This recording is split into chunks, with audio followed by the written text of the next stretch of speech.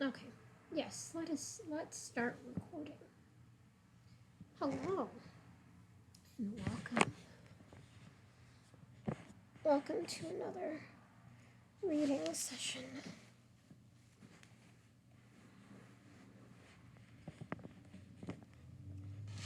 Okay. Then I've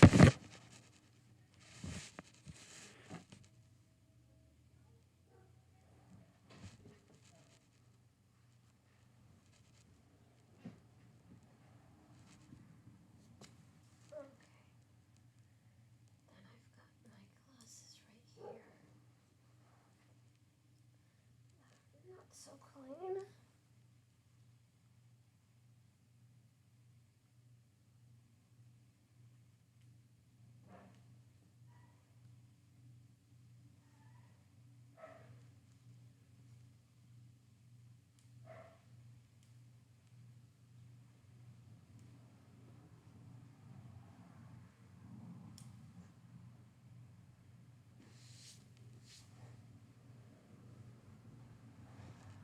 Alrighty. Yes, welcome back. Alright. So last we left off was shit, what's his name again?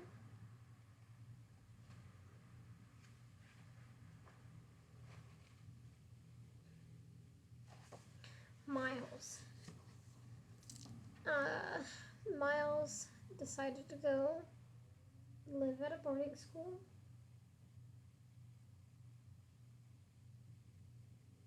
Actually, hold on 1 second.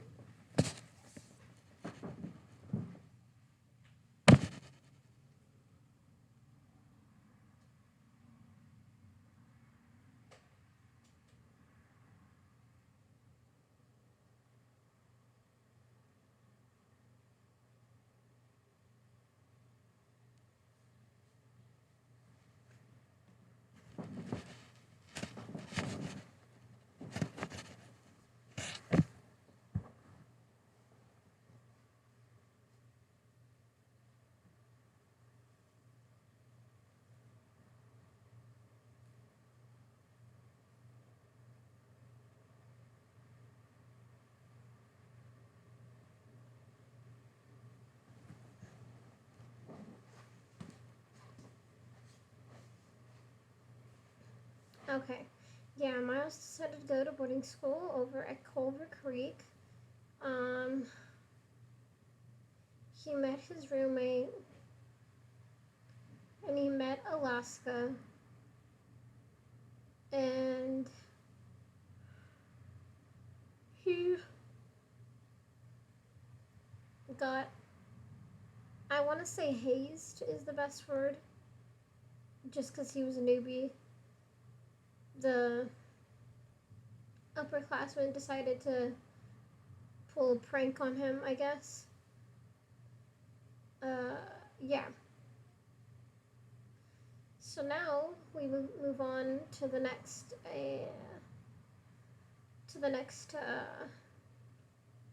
chapter. I just want to gauge how much I want to read today.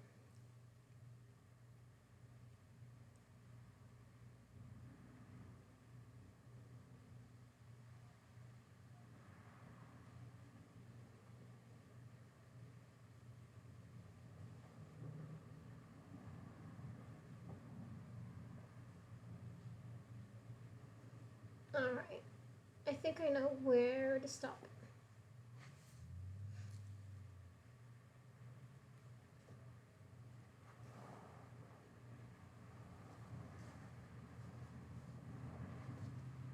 Okay.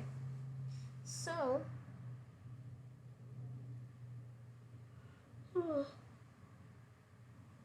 Sorry, I'm so tired. Alright. The first chapter is called. I mean, not the first chapter. This chapter is called 126 Days Before.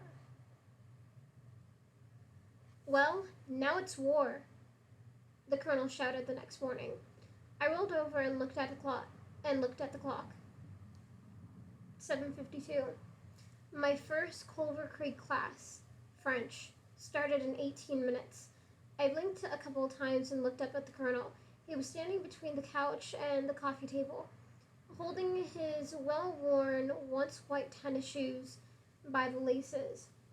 For a long time he stared at me, and I stared at him, and then, almost in slow motion, a grin crept across the colonel's face.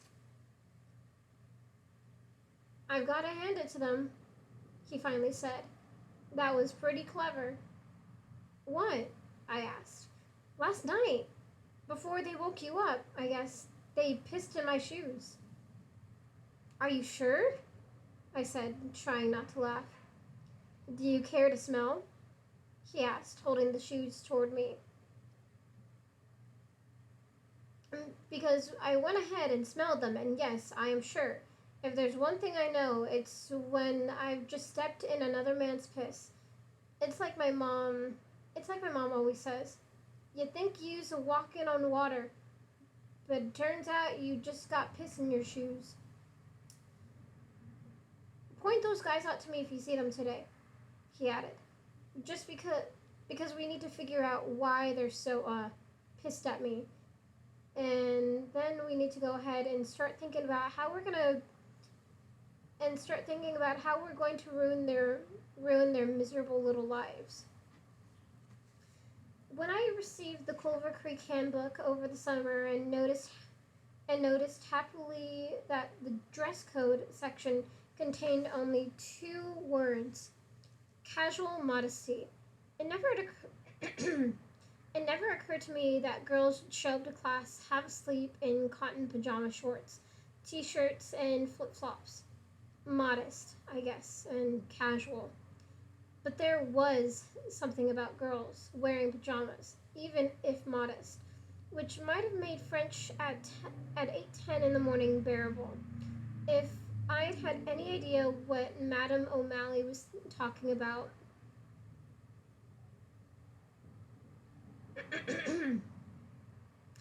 Yeah, let me say that again.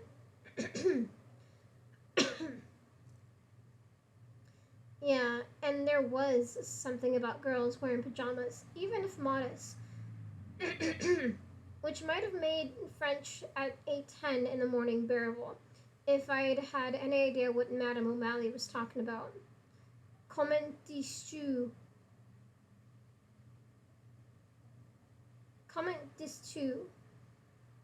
Oh my god, I don't know nearly enough French to pass French 2. En français? My French 1 class back in Florida did not prepare me for Madame O'Malley. He skipped the "How was your summer?" pleasantries and dove directly into something called the passé compose. Sorry, I don't know French, so I'm just going to say it with a weird stereotypical French accent.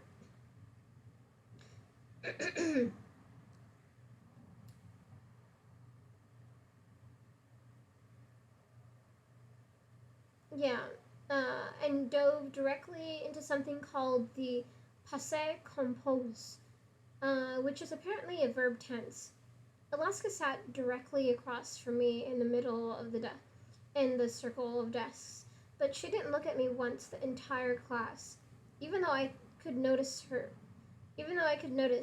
little but her. Maybe she could be mean, but the way she talked that first night about getting out of the labyrinth, so smart. And the way her mouth curled up on the right side all the time, like she was preparing to smirk, like she'd mastered the right half of the Mona Lisa's inimitable inimitable inimitable inimitable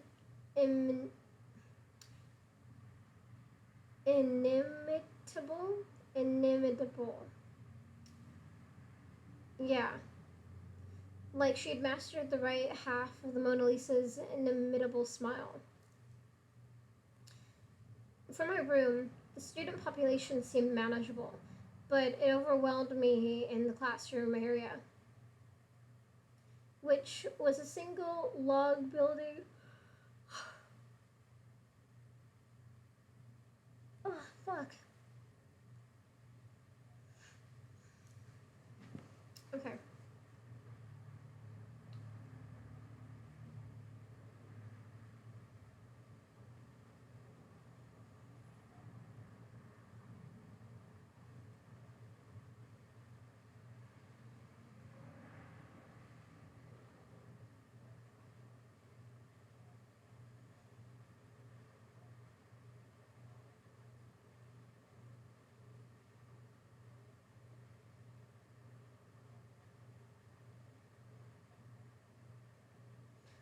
Sorry, I got distracted. Yeah, from our room, the student population seemed manageable, but it overwhelmed me in the classroom, which was a single but it overwhelmed me in the classroom area, which was a single long building just beyond the dorm circle. The building was split into 14 rooms facing out toward the lake. Kids crammed in narrow hallways in front of the classrooms, and even though finding my classes wasn't hard, even with my poor sense of direction, I could get from French in room 3 to pre-calc in room 12. I felt unsettled all day. I didn't know anyone and couldn't figure out whom I should be trying to know. And the classes were hard, even on the first day. My dad had told me I'd have to study, and now I believed him. The teachers were serious and smart, and a lot of them went by doctor. And so when the time came for my last class before lunch, world religions, I felt tremendous relief. A vestige from when Culver Creek was a Christian boys' school. I figured the world religions I figured the world religions class required of every junior and senior might be an easy A. It was my only class all day where the desks were arranged either in a square or a circle. So, not wanting to seem eager, I sat down in the third row at 11:03. I was 7 minutes early, partly because I liked to be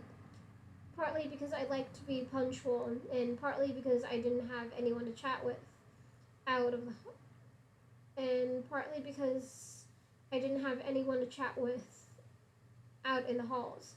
Shortly thereafter, the colonel came in with Takumi, and they sat down on opposite sides of me. I heard about last night, Takumi said. Alaska's pissed. That's weird, since she was such a bitch last night. I blurted out. Takumi just shook his head. Yeah, well, she didn't know the whole story. And people are moody, dude. You gotta get used to living with people. You could have worse friends than. The colonel cut him off. Enough with the psychobabble. MC Dr. Phil, let's talk counterinsurgency. Yeah, let's talk counterinsurgency.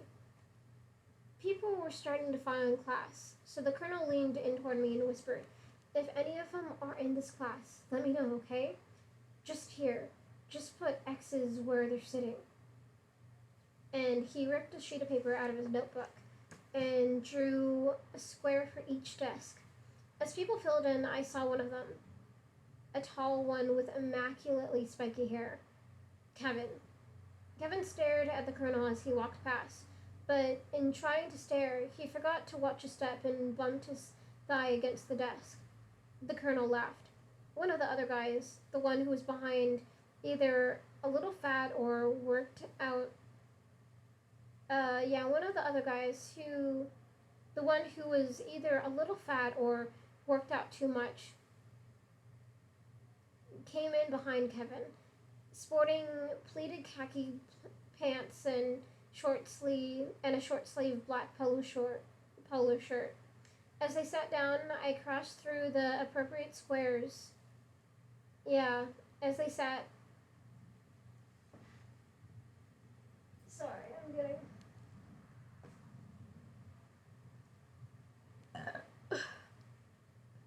Excuse me, sorry.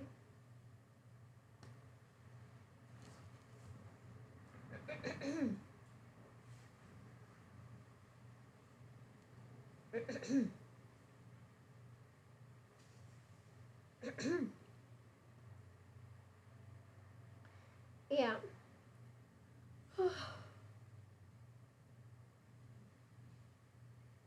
As they sat down, I crossed through the appropriate squares on the colonel's diagram and handed it to him. Just then, the old man shuffled in. He breathed slowly in with great labor through his wide open mouth. He took tiny steps toward the lectern, his heels not moving past his shoes. The colonel nudged me and pointed casually to his notebook, which read, "The old man only has one lung," and I did not doubt it. His audible, almost desperate breaths reminded me of my grandfather when he was dying of lung cancer. Barrel-chested and ancient, the old man, it seemed to me, might die before he ever reached the podium. "My name," he said, "is Dr. Hyde. I have a first name, of course. So far as you are concerned, it is Doctor. Your parents pay a great deal of money so that you can attend school here, and I expect that you offer them some return on their investment by reading what I tell you to read when I tell you to read it and consistently attending this class. When you are here, you will listen to what I say." Clearly not an easy A. "This year we will be studying 3 religious traditions: Islam, Christianity, and Buddhism. We'll tackle 3 more traditions next year. And in my classes, I will talk most of the time and you will listen most of the time. Because you may be smart, but I've been smart longer. I'm sure some of you do not like lecture classes, but as you have probably noted, I am not as young as I used to be. I would love to spend my remaining breath chatting with you about the finer points of Islamic history, but our time together is short. I must talk and you must listen, for we are engaged here in the most important pursuit in history, the search of meaning. What is the nature of being a person? What is the best way to go about being a person? How did we come to be, and what will become of us when we are no longer? In short, what are the rules of this game and how might we best play it?"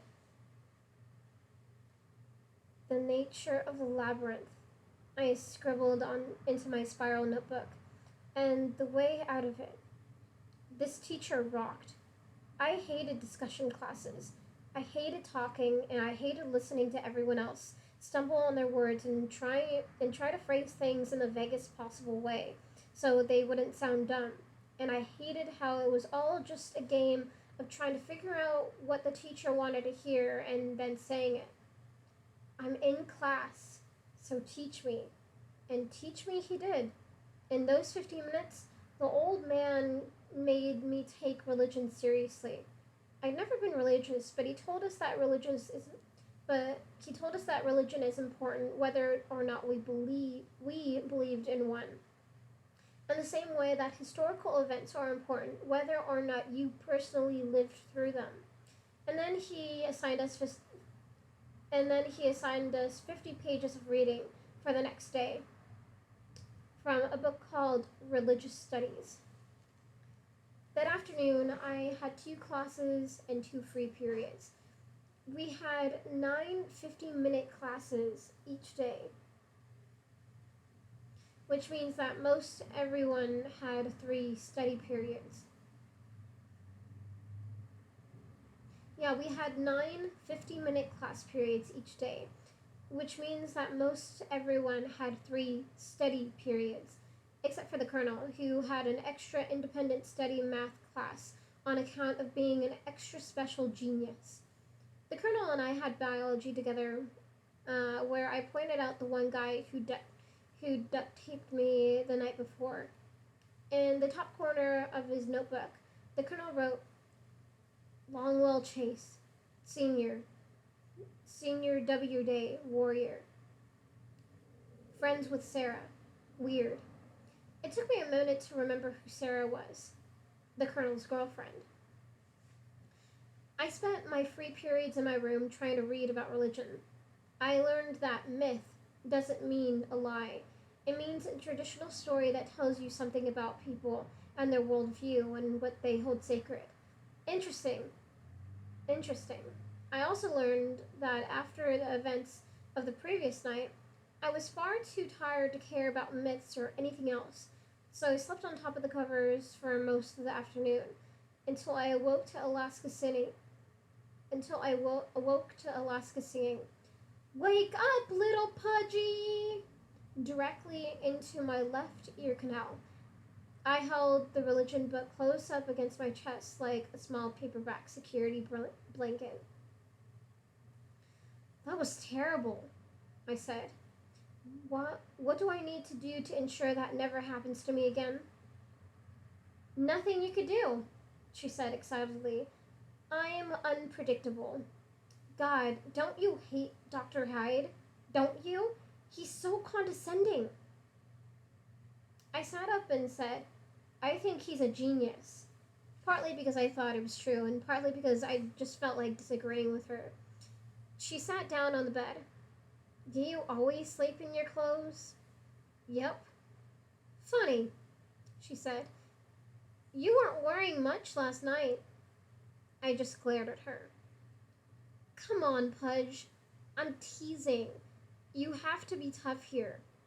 I didn't know how bad it was, and I'm sorry, and they'll regret it. But you have to be tough. And then she left. That was all she had to say on the subject. She's cute, I thought. But you don't need to be like a girl. But you don't need to be. But you don't need to like a girl who treats you like you're 10. You've already got a mom. And that is the end of that little chapter. On to the next chapter, which is called 122 Days Before.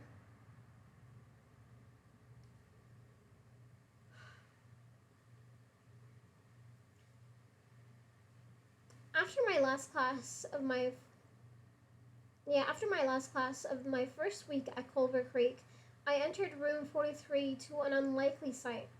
The diminutive and shirtless colonel, hunched over an ironing board, attacking a pink button-down shirt. Sweat trickled down his forehead and chest as he ironed with great enthusiasm, his right arm pushing the iron across the length of the shirt with such vigor that his breathing nearly duplicated Dr. Hyde's. I have a date, he explained. This is an emergency. He paused to catch his breath. Do you know... breath. How to iron? I walked over to the pink shirt. It was wrinkled like an old woman who'd spent her youth sunbathing. If only the colonel didn't ball up his every belonging and stuff it into the random dresser drawers. I think you just turn it on and press it against the shirt, right? I said. I don't know. I don't even know you...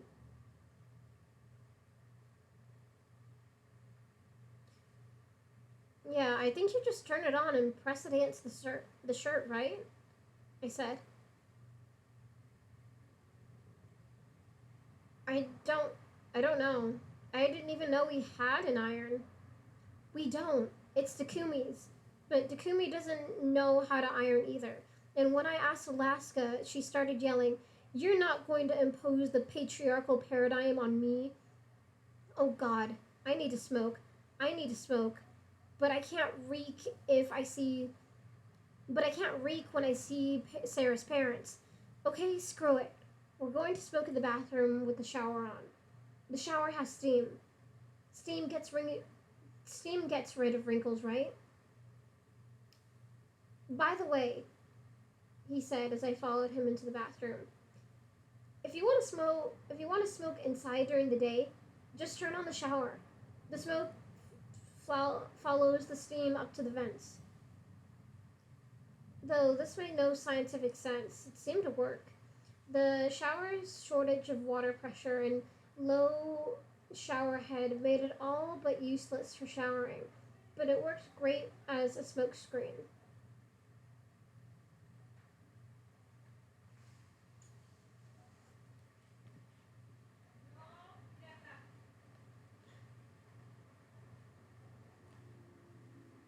Hold on, just 1 second.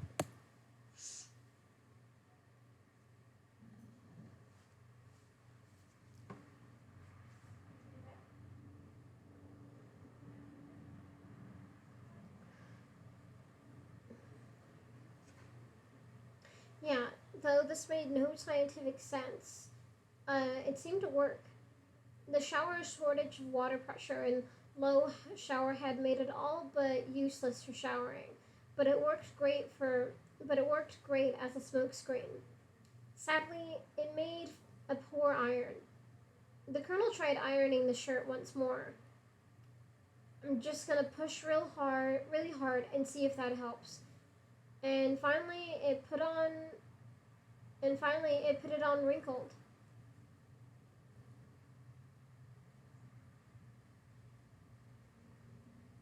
Uh, yeah, and finally it put it on wrinkled.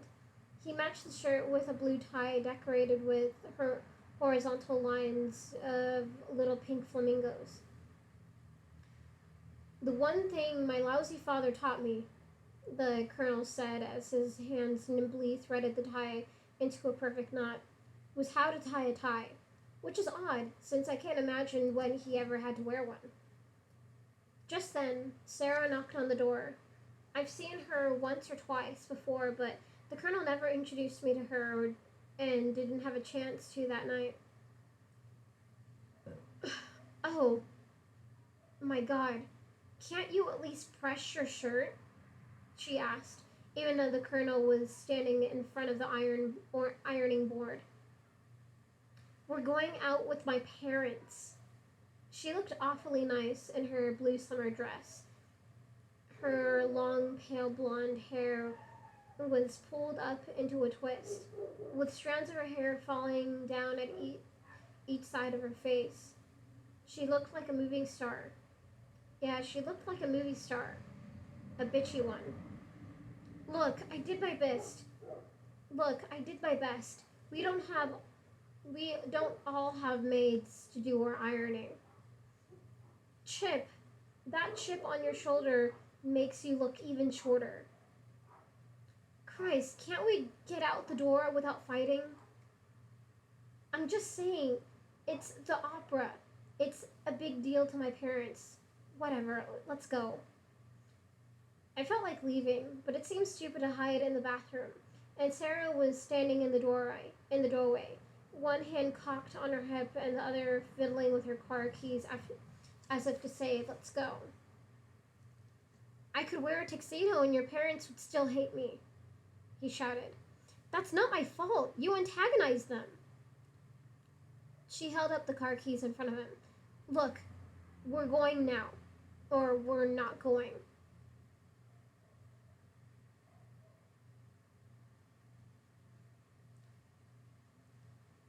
Uh, Look, we're going now, or we're not going.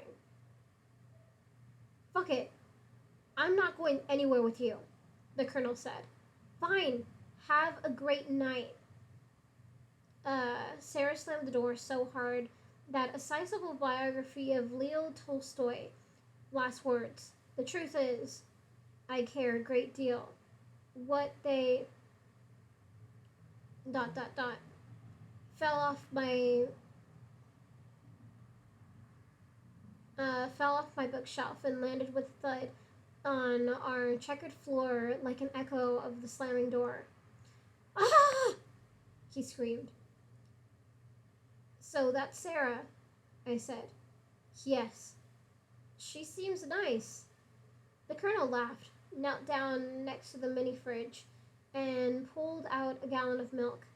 He opened it, took a swig, winced, half coughed, and sat down on the couch with the milk in between his legs. Is it sour or something? Oh, I should have mentioned that earlier. This isn't milk. It's 5 parts milk and 1 part vodka. I call it ambrosia, drink of the gods. You can barely smell the vodka in the milk, so the eagle can't catch me unless he actually takes a sip. The downside is that it tastes like sour milk with rubbing alcohol. But it's Friday night, Pudge, and my girlfriend is a bitch. Want some? I think I'll pass. Aside from a, aside from a few sips of champagne on New Year's under the watchful eye of my parents, I'd never really drunk any alcohol, and ambrosia didn't seem like the drink with which to start. Outside, I heard the phone. I heard the payphone ring.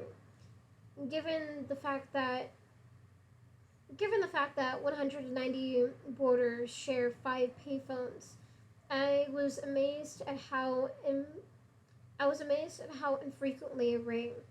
We weren't supposed to have cell phones, but I'd noticed that some of the weekday warriors carry them sur- surreptitious, mm, surreptitiously. I think that's how it's pronounced. Let me see. Surreptitiously. Surreptitiously. Surreptitiously. Surreptitiously. We weren't supposed to have cell phones, but I noticed that some of the weekday warriors carried them surreptitiously, and most non warriors called their parents, as I did, on a regular basis. So parents only call. Yeah, and most non warriors call their parents, as I did, on a regular basis. So parents only called when their kids forgot. Are you going to get that? The colonel asked me. I didn't feel like being bossed around by him, but I also didn't feel like fighting. Through the buggy twilight, I walked to the payphone, which was drilled into the side.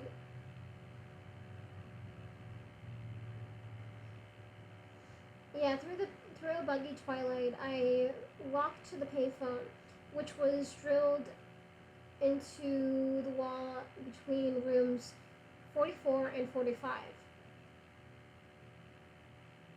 On both sides of the on both sides of the phone, dozens of phone numbers and esoteric notes were written in pen and marker. 205 555 1584. Tommy to airport. 420. 777 773 573 6521.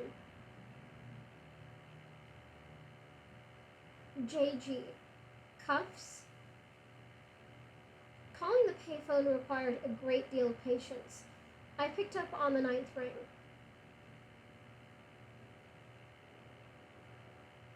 Can you get chipped for me? Yeah, can you get chipped for me? Uh, Sarah asked. It sounded like she was on a cell phone. Yeah, hold on. I turned and he was already behind me, as if he knew it would be her. I handed him the receiver and walked back to the room. A minute later, a minute later, 3 words made their way down to our room through the thick, still air of Alabama at almost night. Yeah, at almost night. Screw you too! The colonel shouted. Back in the room, he sat down with his ambrosia and told me, she says I ratted out Paul and Myra. That's what the warriors are saying. That I routed them out. Me. That's why the Yeah, that's why the piss in the shoes. That's why the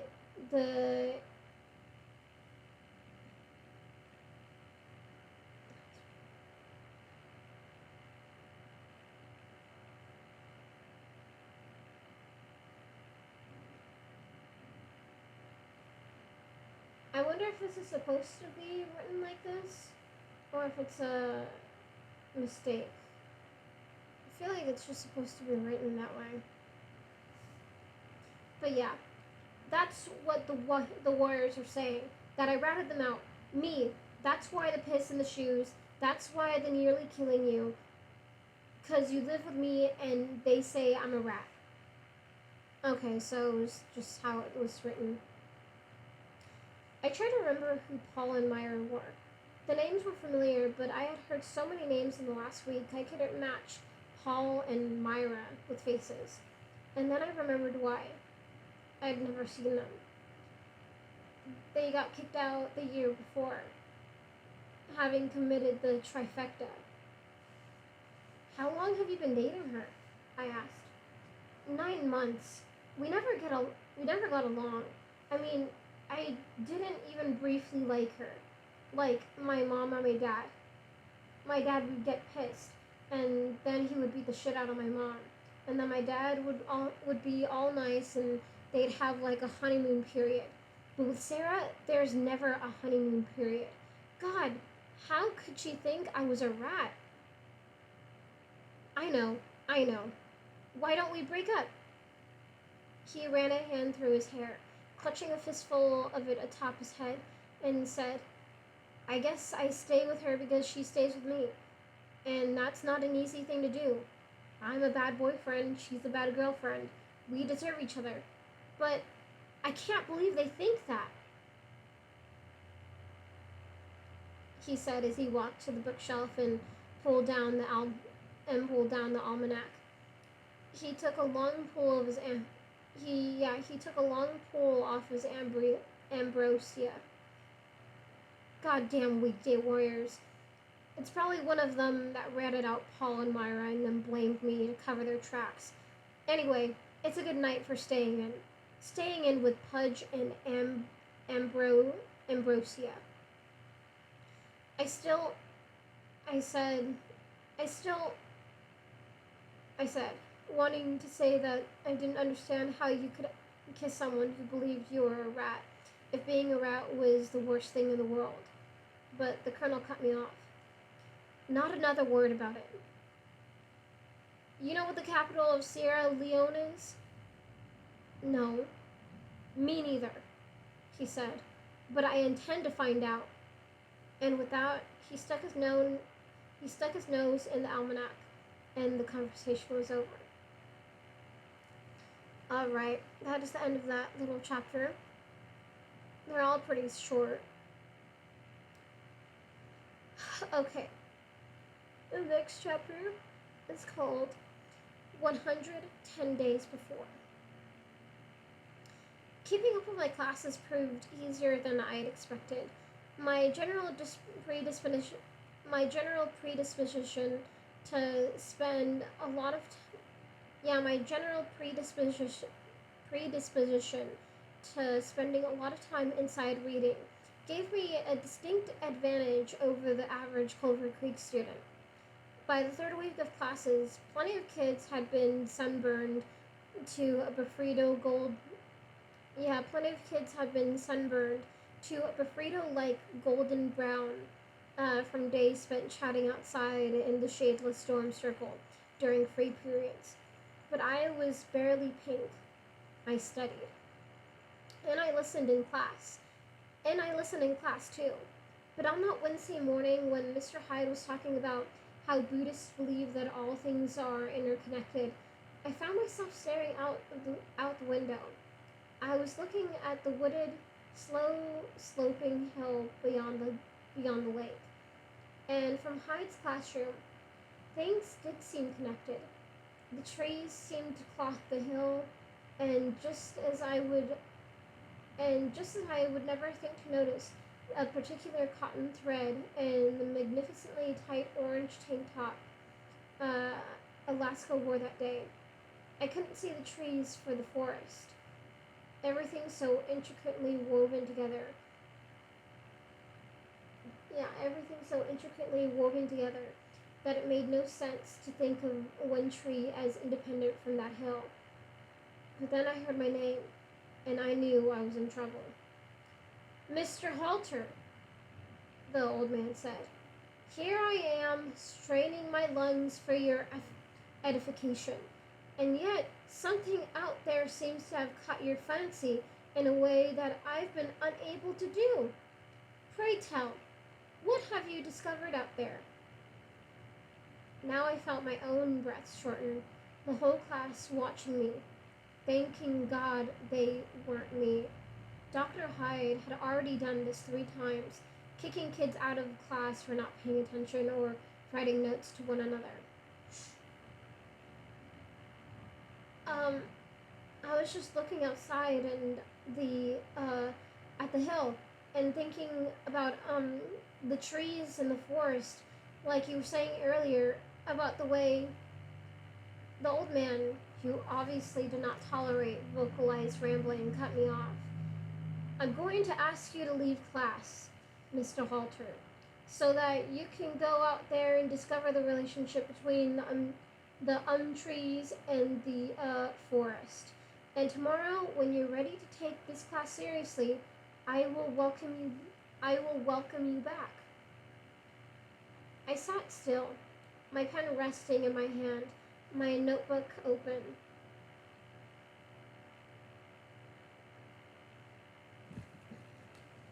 Yeah, I sat still, my pen resting in my hand, my notebook open, my face flushed, my jaw jutting out into an underbite.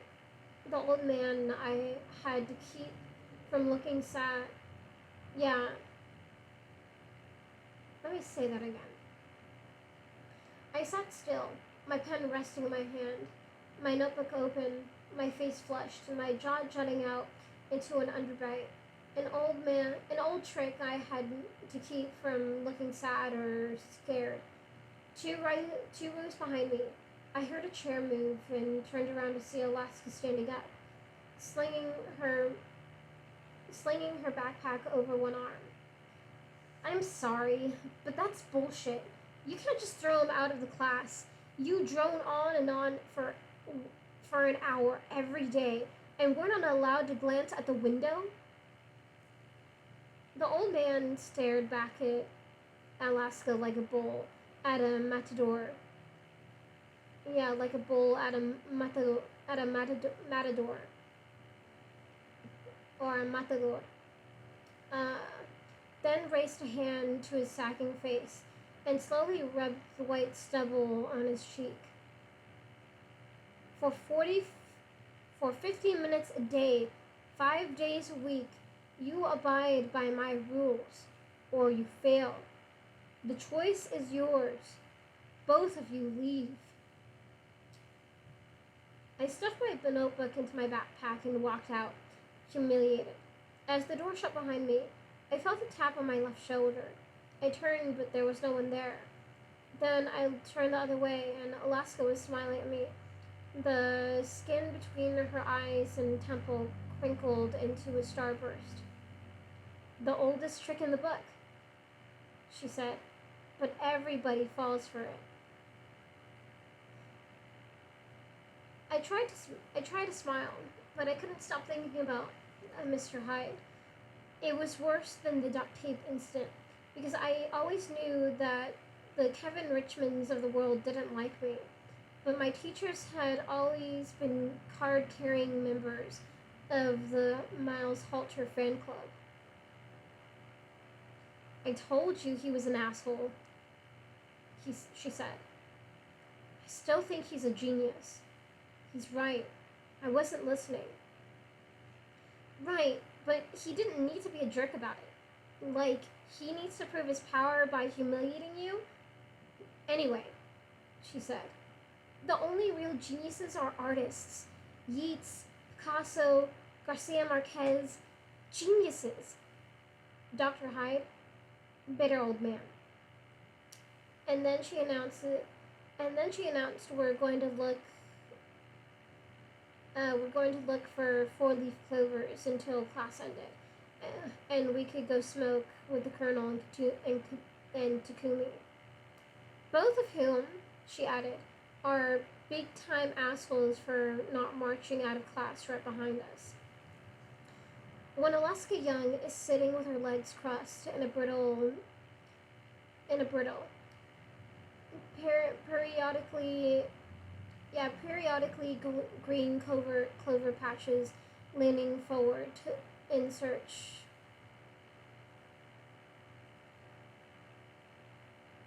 Let me say that again. Yeah, when Alaska Young is sitting with her legs crossed in a brittle, periodically green clover patch leaning forward in search of four-leaf clovers. The pale skin of her sizable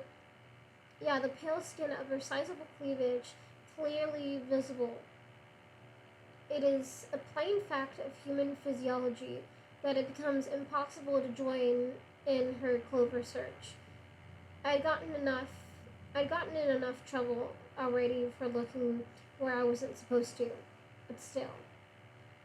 After perhaps 2 minutes of combing through a clover patch with her long, dirty fingernails, Alaska grabbed a clover with 3 full-size petals and an underside runt of a fourth, then looked up at me, barely giving me enough time to avert my eyes. Even though you were clearly not doing your part in the clover search, Perv. Yeah. Even though you were clearly not doing your part in the clover search, Perv, she said wryly. I would really give you this clover. Except luck is for suckers. She pinched the front petal between the nails of her thumb and finger and plucked it. There, she said to the clover as she dropped it onto the ground. Now you're not a genetic freak anymore. Thanks? I said. The bell rang and Takumi and the Colonel were the first out of the door. Alaska stared at them. What? Asked the Colonel. But she just rolled her eyes and started walking. We followed in silence through the dorm circle and then across the soccer field. We ducked into the woods, following the faint path. Hold on.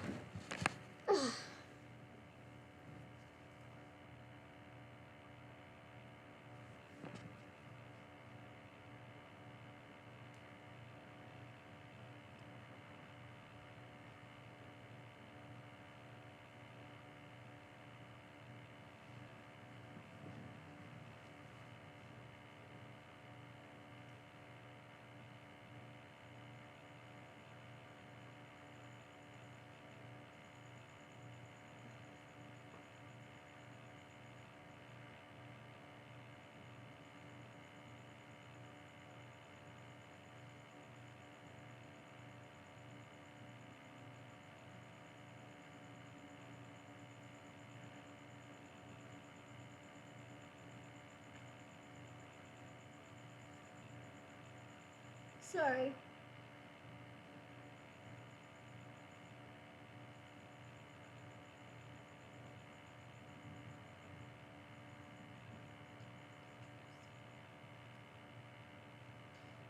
But she just rolled her eyes and started walking. We followed in silence through the dorm circle and then across the soccer field. We ducked into the woods, following the faint path around the lake until we came to a dirt road. The Colonel ran up to Alaska, and they started fighting about something quiet enough that I couldn't hear the words so much as the mutual annoyance. And I finally asked Takumi where we were headed. This road dead ends into the barn, he said. So maybe there. But probably the smoking hole. You'll see. From here, the woods were a totally different creature than from Dr. Hyde's classroom.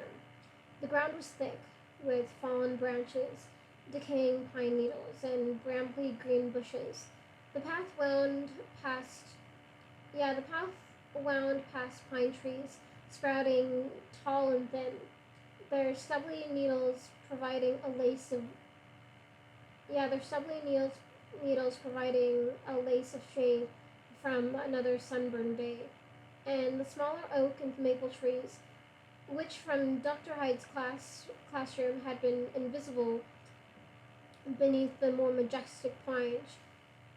Uh, yeah, from which which from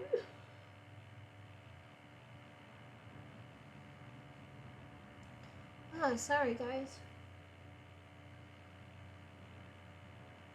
And the smaller oak and maple trees, from which Dr. Hyde's classroom had been invisible beneath the more majestic pines, showed hints an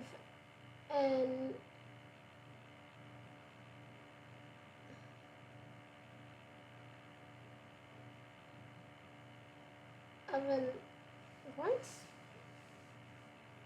the fuck is that?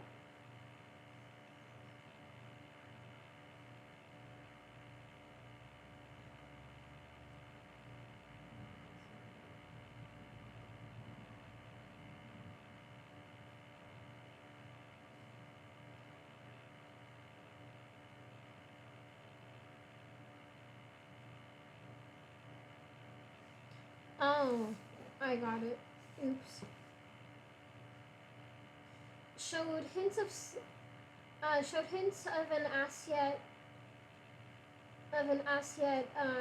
thermally unforeseeable fall. There's still green. Yeah, there's still green leaves were beginning to droop. Sorry, guys. I don't know what's wrong with me today. I just cannot read for the life of me.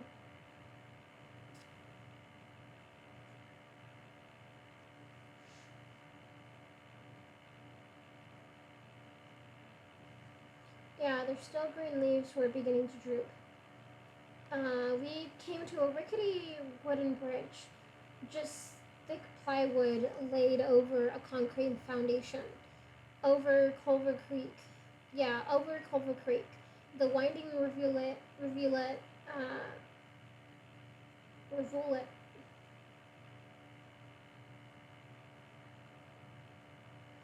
winding rivulet that doubled back over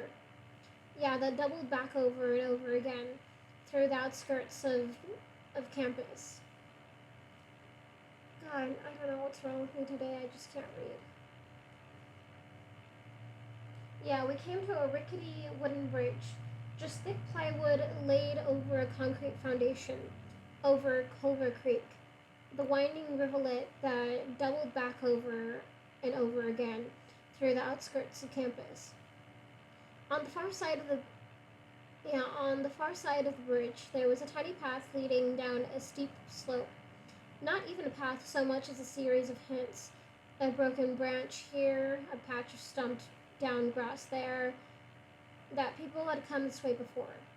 As we walked down single file, Alaska, the Colonel, and Takumi each held back a thick maple branch for one another, passing it along until I, last in line, let it snap back in place behind me.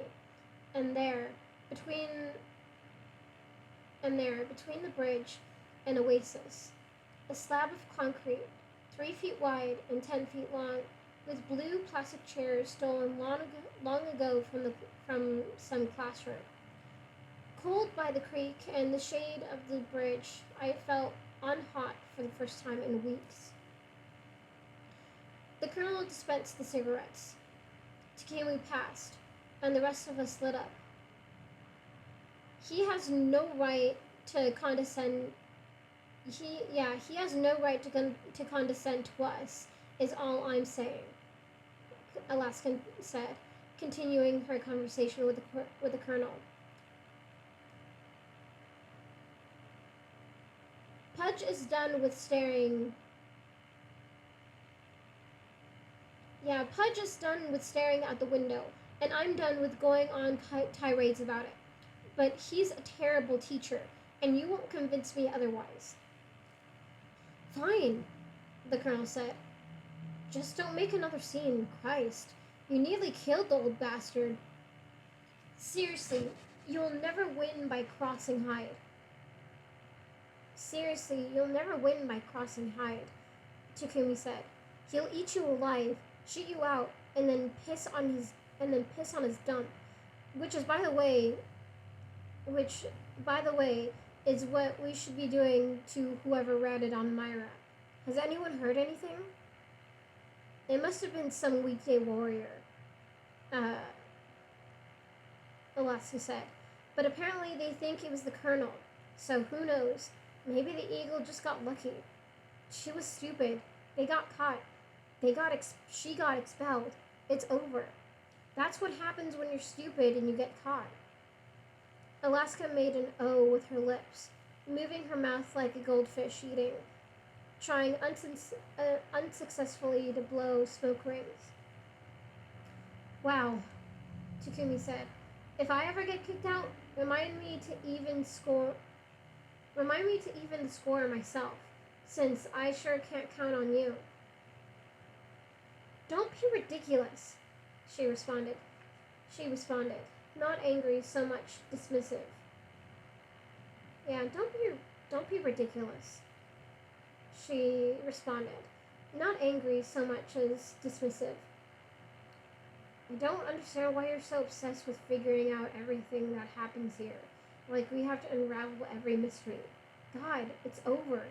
Takumi, you gotta stop stealing other people's problems and get some of your own. Takumi started up again, but Alaska raised her hand as if to swat the conversation away. I said nothing. I hadn't known Myra. Moria. Oh, I've been saying it wrong this whole time. Maria. I hadn't known Maria. Maria. Maria? Now I'm confused. Because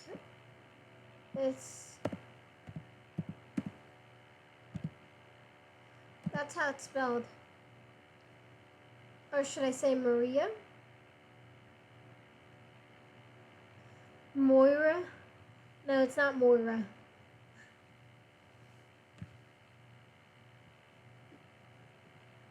It's like Maria.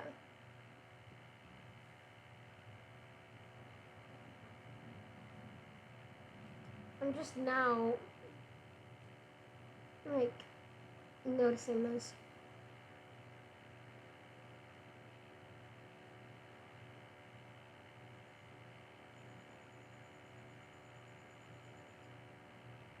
Maria? Maria? Oh, you Googled it. That's a really weird way to spell Maria. Just saying.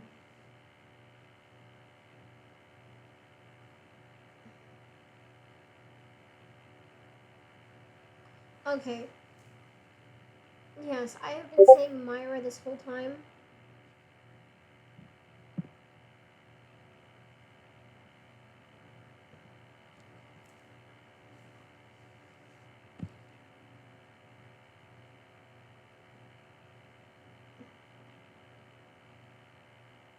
Okay, let me look at this then.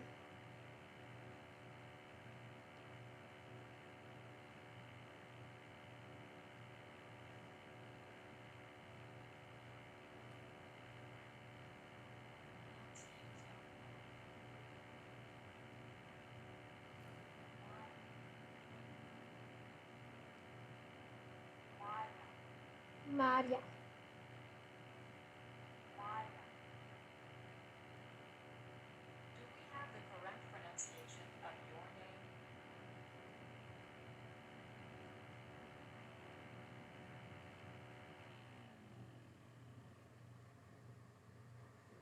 Maria?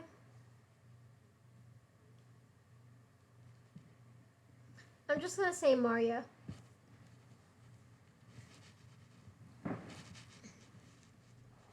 That sounds like the most sense to me. Maria. Maria. Yeah, Maria sounds like the best way to say it. Without being or sounding weird. I apologize to anyone who is Russian because it seems like it's a Russian name.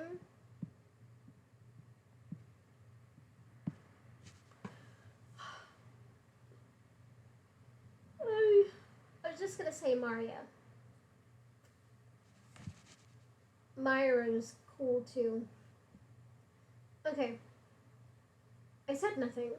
I hadn't known Maria, and anyway, listening quietly was my general social strategy. Anyway, Alaska said to me, I thought the way he treated you was awful. I wanted to cry.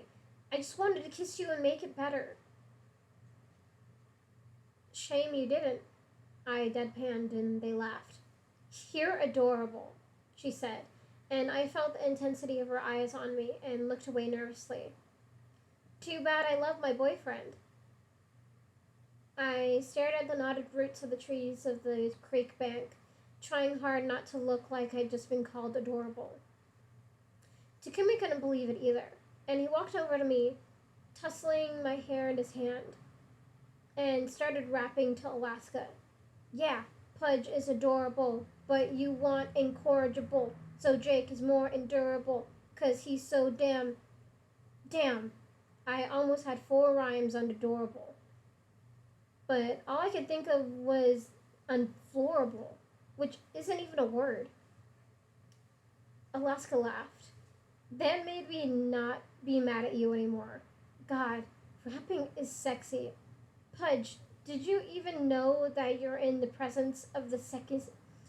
Yeah, Pudge, did you even know that you're in the presence of the sickest MC in Alabama? No. Drop a beat, Colonel Catastrophe! Takumi said, and I laughed at the idea that a guy as short and dorky as the Colonel could have a rap name. The Colonel kept his hands around his mouth and started making some absurd noises that I suppose were intended to be beats. Pachee! Put! Chee! Takumi laughed. Right here, by the river, you want me to kick it. If your smoke was a popsicle, I'd sure lick it. My rhyme is old school, sort of like the ancient Romans. The Colonel's beat is sad like Arthur Miller's Willie Loman. Sometimes I'm accused of being a showman. I can rhyme fast and I can rhyme slow, man. That was not a good impression, but let's just say that is the canon now. He paused, took a breath, and then finished. Like Emily Dickinson, I ain't afraid to slant rhyme, and that's the end of this verse. MC's out on a high. I didn't know slant rhyme from regular rhyme, but I was suitably impressed. We gave Takumi a soft round of applause. Alaska finished her cigarette and flicked it into the river. Why do you smoke so damn fast? I said. She looked at me mildly and smiled widely. She looked at me and smiled widely, and such a wide smile on her narrow face might have looked goofy if it not for the human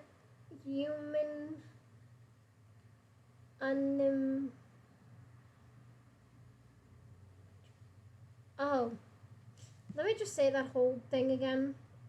Geez, I do not know what's wrong with me tonight. She looked at me and smiled widely, and such a wide smile on her narrow face might have looked goofy if it not for might have looked goofy were it not for the unimpeachably elegant green in her eyes. She smiled with all the little my god, I cannot read. I'm very frustrated. She smiled with all the delight of a kid on Christmas morning and said, Y'all smoke to enjoy it. I smoke to die. And that is the end of that chapter. Oh man. Okay. The next chapter is called 109 Days Before. Dinner at the cafeteria, hard, hadcore,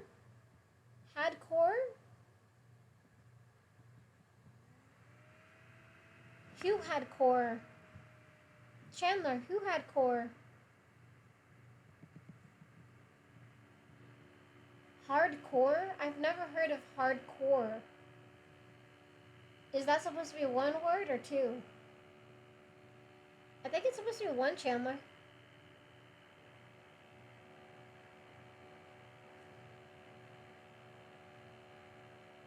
Whose core is hard, man?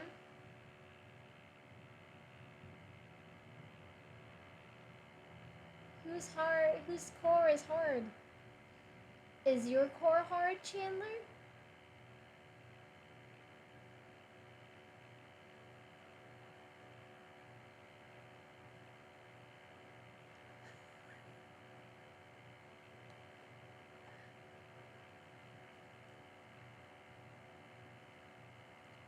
But I want to know whose core is hard. Come on, you already made one edit. What's another? Do it for the fans. My core is hard. Nice. Still see you haven't edited your thing. Man, shame. That's gonna go on YouTube. Unedited.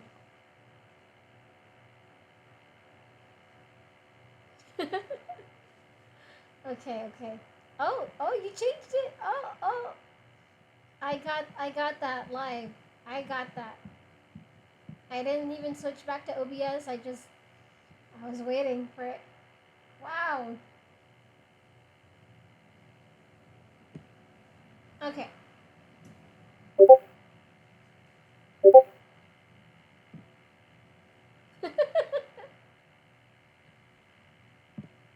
It's too late. It's too late, Chandler. Okay.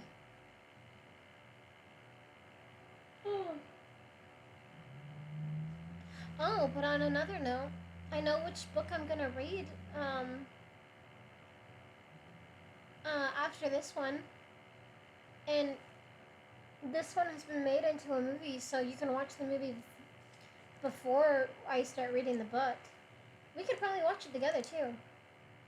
I am going to read The Great Gatsby next. And it's a fairly short book too. I think it's got less than 200 pages, which is like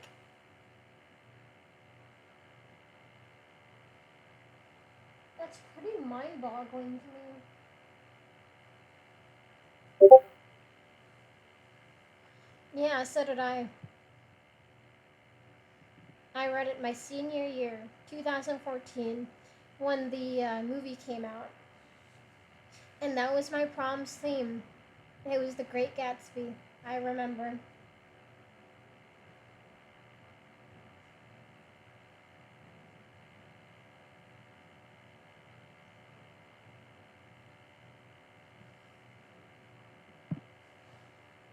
Alright.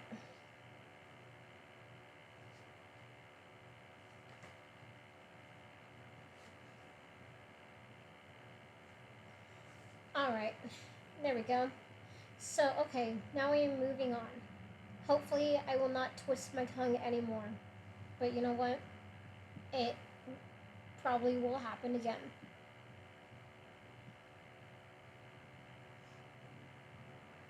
What are you gonna say, you shit talker?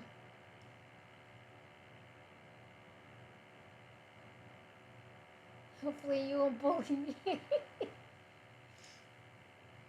I don't bully you so much. Maybe off camera I do. A lot.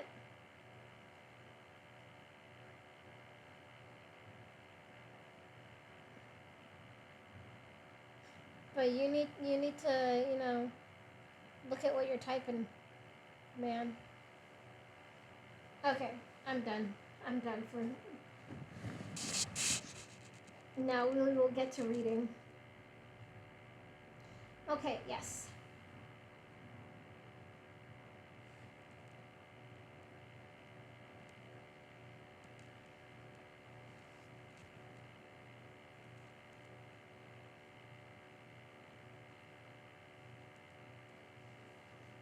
Okay. So the next chapter is called 109 Days Before. Dinner in the cafeteria the next night was meatloaf, one of the rare dishes that didn't arrive deep fried. Perhaps as a result, meatloaf was Marine's greatest failure. A stringy, gravy soaked concoction that did not much resemble a loaf and did not taste much like meat. Although I'd never ridden, although I'd never ridden in it, Alaska apparently had a car, and she offered to drive the Colonel and me to McDonald's. But the Colonel didn't have any money, and I didn't have much either. What with constantly paying for his extravagant cigarette habit. So instead, the Colonel and I reheated 2-day-old burritos, unlike, say, French fries. Um, unlike, say, French fries, the microwave burrito lost nothing of its taste or its satisfying crunch. After which, the Colonel insisted on attending the Creek's first basketball game of the season. Basketball in the fall? I asked the Colonel. I don't know much about sports, but isn't that when you play football? The schools in our league are too small to have football teams, so we play basketball in the fall. Although, man, the Culver Creek football team would be a thing of beauty. Your scrawny ass could probably start at lineman. Anyway, the basketball games are great. I hated sports. And I hated people who played them. And I hated people who watched them. And I hated people who didn't hate people who watched or played them. In third grade, the very last year that one could play t-ball, my mother wanted me to make friends, so she forced me onto the Orlando Pirates. I made friends all right, with a bunch of kindergartners, which didn't really bolster my social standing with my peers, primarily because I towered over the rest of the players. I nearly made it onto the T-ball All-Star team that year. The kid who beat me, Clay Wurtzel, had one hand. The kid who beat me, Clay Wurtzel, had one arm. I was an unusually tall third grader with two arms, and I got beat out by kindergartner Clay Wurtzel. And it wasn't some pity the one-armed kid thing either. Clay Wurtzel could flat out hit, whereas I sometimes struck out. Even with the ball sitting on the tee. One of the things that appealed to me the most about Culver Creek was that my dad assured me that there was no PE requirement. There is only one time where I put aside my passionate hatred for the weekday Warriors and their country club bullshit. There is only one time when I put aside my passionate hatred for the weekday Warriors and their country club bullshit, the Colonel told me. And that's when they pump up the air conditioning in the gym for a little old-fashioned Culver Creek basketball. You can't miss the first game of the year. As we walked toward the airplane hangar of the gym, which I had seen but never even thought to approach. The Colonel explained to me the most important thing about our basketball team. They were not very good.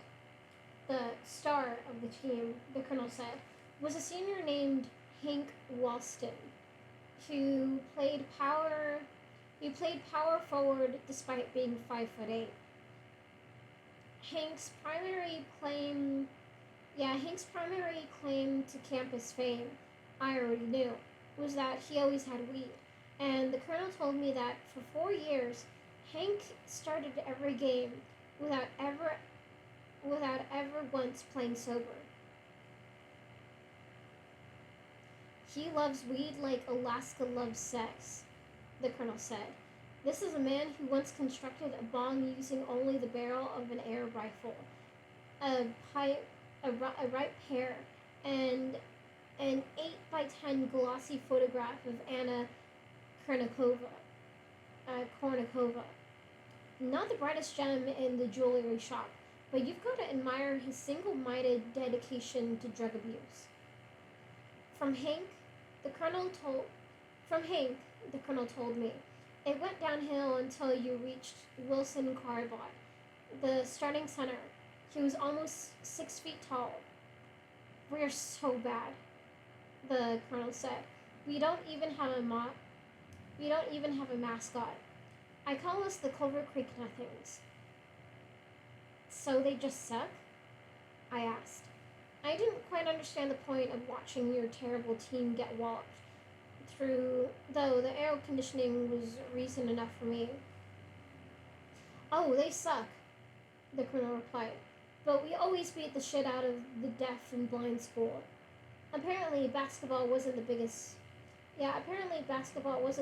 priority at the Alabama school for the deaf and blind. So we usually came out of the season with a single victory. When we arrived, the gym was packed with most every Culver Creek student. I noticed, for instance, the Creek's 3 goth girls reapplying their eyeliner as they sat on the top row of the gym's bleachers.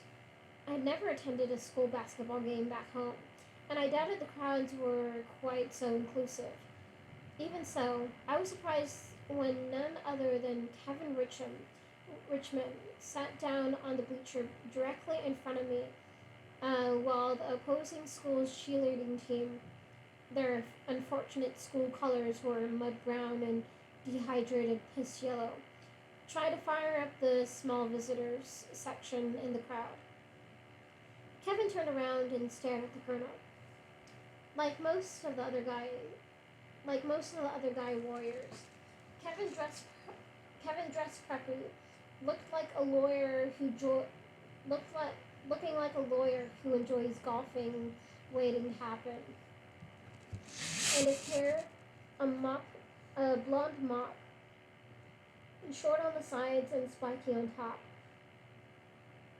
was always soaked. Hold on.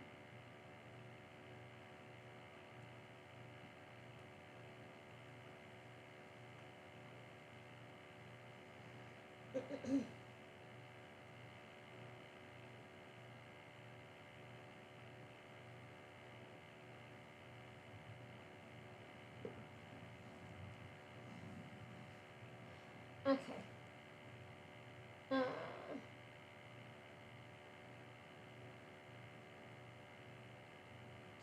And his hair, a blonde mop, short on the sides and spiky on the top, was always soaked through with so much gel that it looked perennially wet. I didn't hate him like the colonel did, of course, because the colonel hated him on principle. And principled hate is a hell of a lot stronger than, boy, I wish you hadn't mummified me and thrown me into the lake, hate. Still, I tried to stare at him intimidatingly as he looked at the colonel.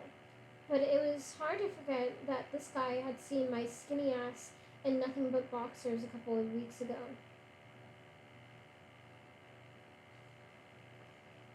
You ratted out Paul and Maria. We got you back. Truce? Kevin asked. I didn't rat them out, Pudge here certainly didn't rat them out, and you brought him in on your fun. Truce? Let me make a poll real quick. The cheerleaders sat down, holding their pom-poms close to their chests as if praying. Hey, Pudge, the colonel said. What do you think of a truce? It reminds me of when the Germans demanded that the U.S. surrender at the Battle of the Bulge, I said. I guess I'd say to this truce, offer what General Micallef said to that one. Nuts. Why would you try to why would you try to kill this guy, Kevin? He's a genius. Nuts to your truce. Come on, dude. I know you ratted them out, and we had to defend our friend, and now it's over. Let's end it. He seemed very sincere, perhaps due to the colonel's reputation for pranking. I'll make you a deal. You pick one dead American president. If Pudge doesn't know that guy's last words, truce. If he does, you spend the rest of your life lamenting the day you pissed in my shoes. That's retarded. All right, no truce, the colonel shot back. Fine. Millard Fillmore, Kevin said. The colonel looked at me hurriedly, his eyes saying, Was that guy a president? I just smiled. When Fillmore was dying, he was super hungry, but his doctor was trying to starve his fever or whatever. Fillmore wouldn't shut up about wanting to eat, though, so finally, the doctor gave him a tiny teaspoon of soup, and all sarcastic, Fillmore said, The nourishment is palatable, and then died. No truce. Kevin rolled his eyes and walked away, and it occurred to me that I could have made up any last words for Millard Fillmore, and Kevin probably would have believed me if I had used that same tone of voice. The colonel's confidence rubbing off on me. That was your first badass moment, the colonel laughed. Now it's true that it gave you an easy target, but still, well done. Unfortunately for the Culver Creek Nothings, we weren't playing the deaf and blind school. We were playing some Christian school from downtown Birmingham. A team stocked with huge gargantuan ape men.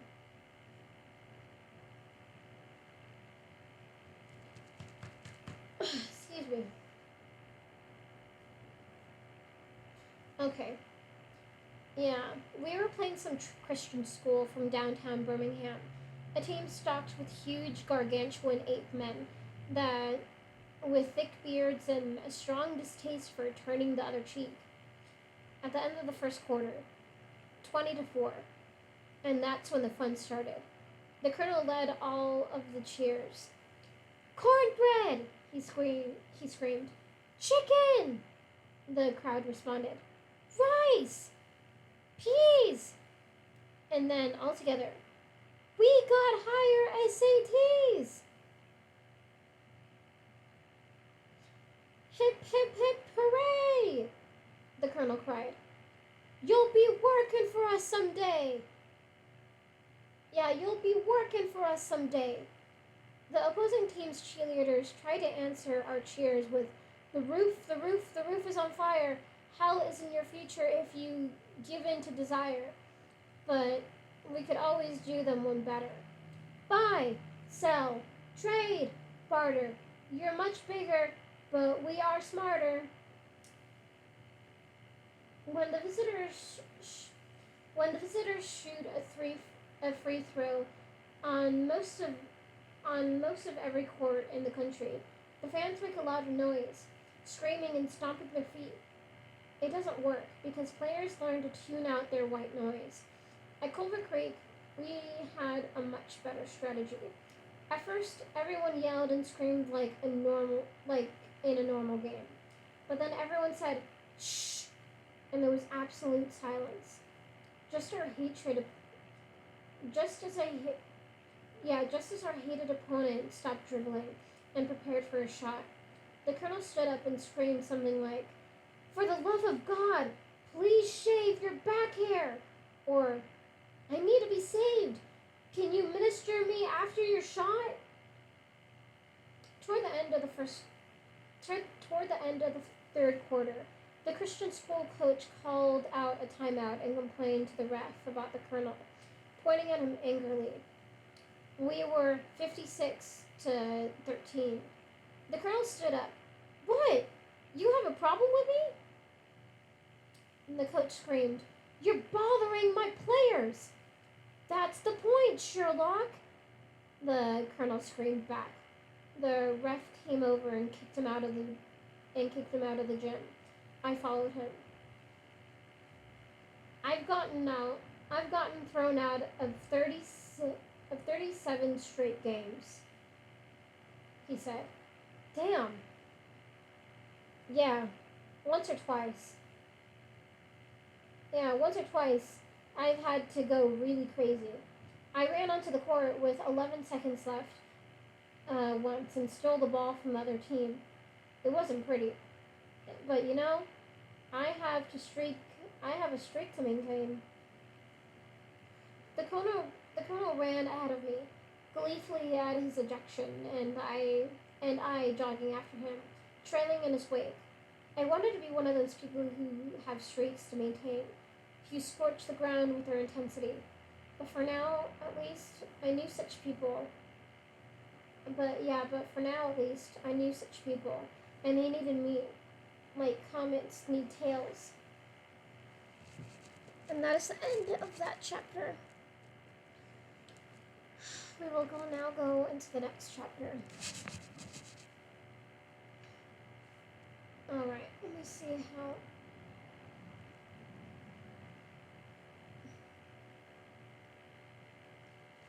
Okay.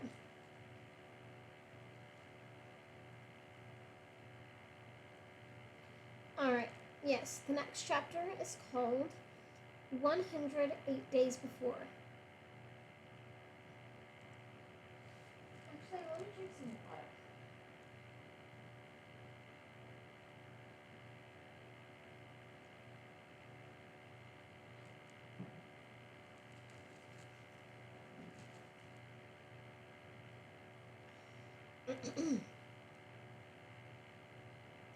Alright. Yeah, 108 days before. 108 days before. The next day, Dr. Hyde asked me to stay after class. Standing before him, I realized for the first time how hunched his shoulders were, and he seemed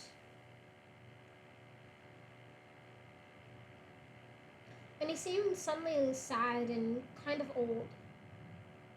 "You like this class, don't you?" he asked. "Yes, sir." "You've got a lifetime to mull over the Buddhist understanding of interconnectedness." He spoke every sentence as if he'd written it down and memorized it, and was now reciting it. "But while you were looking out the window, you missed the chance to explore the equally interesting Buddhist belief in being present for every facet of your daily life, of being truly present. Be present in this class. And then, when it's over, be present out there," he said, nodding toward the lake and beyond. "Yes, sir." And that is the end of that chapter. That's a very short one.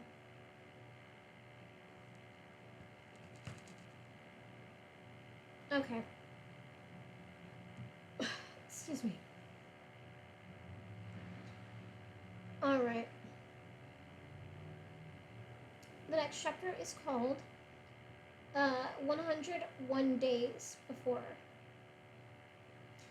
On the first morning of October, I knew something was wrong as soon as I woke up enough to turn off the alarm clock. The bed didn't smell right, and I didn't feel right. It took me a groggy minute before I realized. I felt cold. Well, at the very least, the small fan clipped my bunk seemed unnecessary.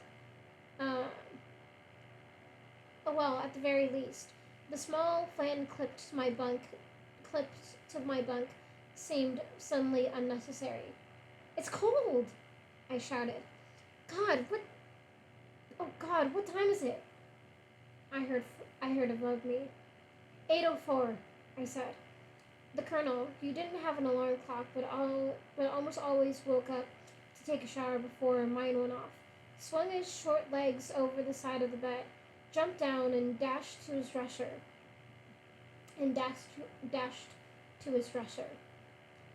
I suppose I missed my window of opportunity to show.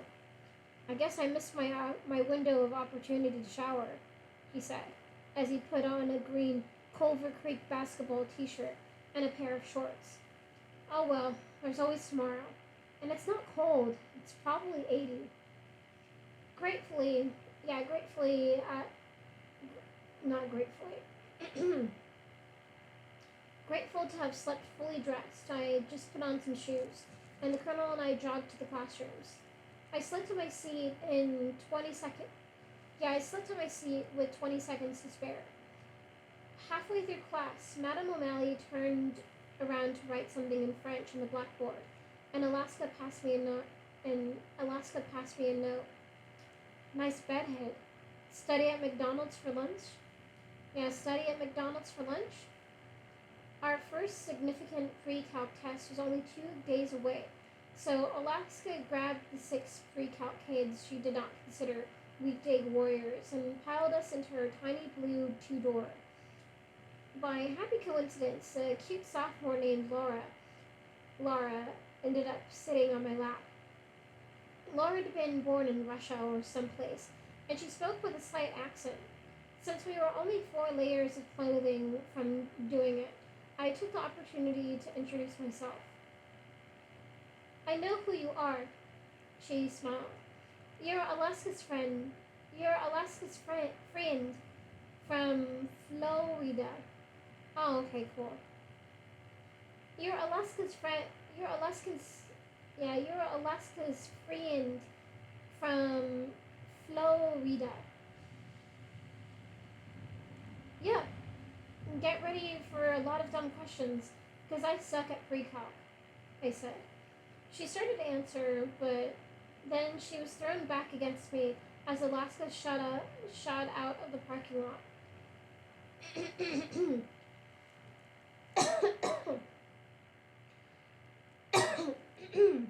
Oh, I had something in my throat.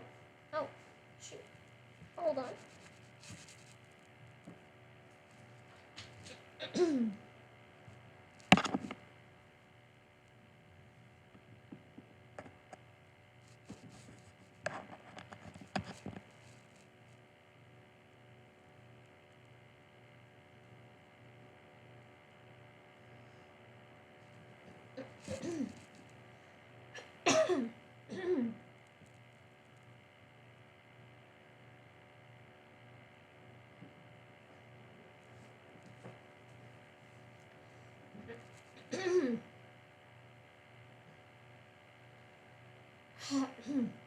There we go.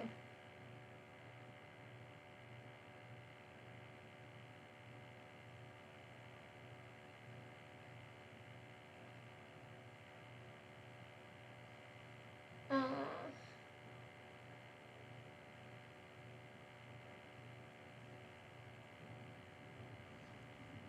yeah, she started to answer. Then she was thrown back against me as Alaska shut out of the parking lot. Kids, meet Blue Citrus. So named because she is a lemon, uh, Alaska said. Blue Citrus, meet the kids. If you can find them, you might want to fasten your seatbelts. Pudge, you might want to serve as a seatbelt for Laura. What the car lacked in speed, Alaska made up by refusing to move her foot from the accelerator. Damn the consequences. Before we even got off campus, Laura was lurching helplessly whenever Alaska took hard turns. So I took Alaska's advice and wrapped my arms around Laura's waist. Thanks, she said almost inaudibly. After a fast, after a fast, if reckless, 3 miles to McDonald's, we ordered 7 large fries to share, and then went outside and sat on the lawn. We sat in a circle around the trays of fries, and Alaska taught class, smoking while she ate.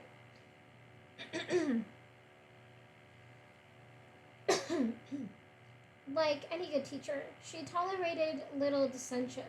She smoked and talked and ate for an hour without stopping, and I scribbled in my notebook as the muddy waters of tangents and cosines began to clarify. But not everyone was so fortunate. As Alaska zipped through something obvious about linear equations, stoner baller Hank Walston said, "Wait, wait, I didn't get it. I don't get it." That's because you have 8 functioning brain cells. Studies show that marijuana is better for your health than those cigarettes, Hank said. Alaska swallowed a mouthful of French fries, took a drag on her cigarette, and blew smoke at Hank. "I may die young," she said, "but at least I'll die smart. Now, back to tangents." And that is the end of that chapter. Yeah, some of them are pretty short, while others can be longer. But yes, the next chapter is called 100 Days Before.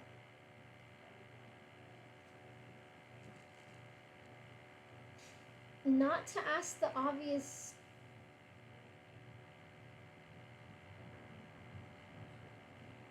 not to ask the obvious question, but why Alaska? I asked. I had just gotten my pre-calc test back, and I was awash with admiration for Alaska, since her tutoring had paved my way to a B plus. She and I sat alone in the TV lounge watching MTV on a drearily cloudy Saturday, furnished with couches left behind by previous generations of Culver Creek students. The TV room had a musty air of dust and mildew, and perhaps for that reason, was almost perennially unoccupied. Alaska took a sip of Mountain Dew and grabbed my hand in hers.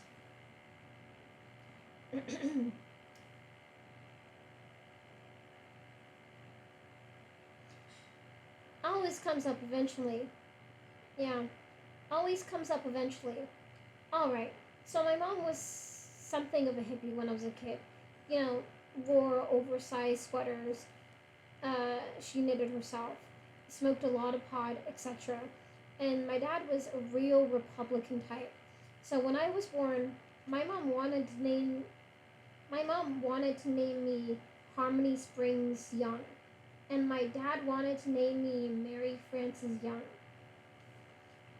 As she talked, she bobbed her head back and forth to the MTV music, even though the song was the kind of manufactured pop ballad she professed to hate. So instead of naming me Harmony or Mary, they agreed to let me decide. So when I was little, they called me Mary. I mean, they called me Sweetie or whatever. But like on school forms and stuff, they wrote Mary Young. And then on my 7th birthday, my present was that I got to pick a name. Cool, huh? So I spent the whole day looking at my dad's globe for a really cool name. And so my first choice was Chad, like the country in Africa. But then my dad said that was a boy's name. So I picked Alaska. I wish my parents had let me pick my name. But they went ahead and picked the only name firstborn male halters have had for a century. But why Alaska? I asked her.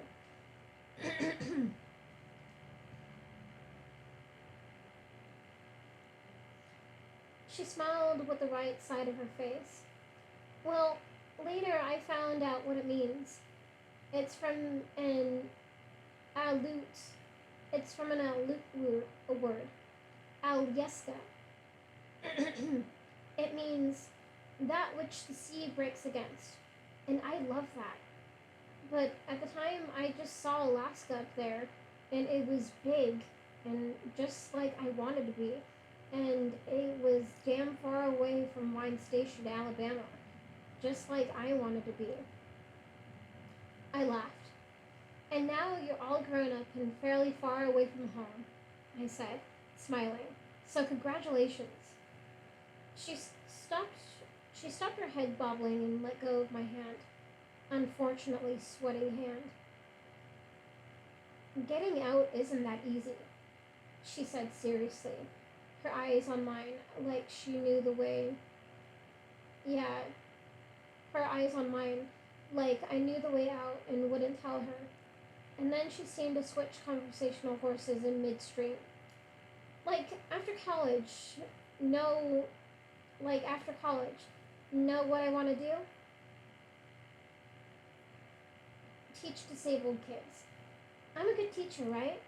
Shit, if I can teach you pre-calc, I can teach anybody. Like, maybe kids with autism. She talked softly and thoughtfully, like she was telling me a secret, and I leaned in toward her. Oh, suddenly overwhelmed with the feeling that we must kiss, that we ought to kiss right now on the dusty orange couch, with its cigarette burns and its decades of collected dust. And I would have. I would have kept leaning toward her until it became necessary to tilt my head so as to miss her ski slope nose, and I would have felt the shock of her so soft lips. I would have. But then she snapped out of it. No.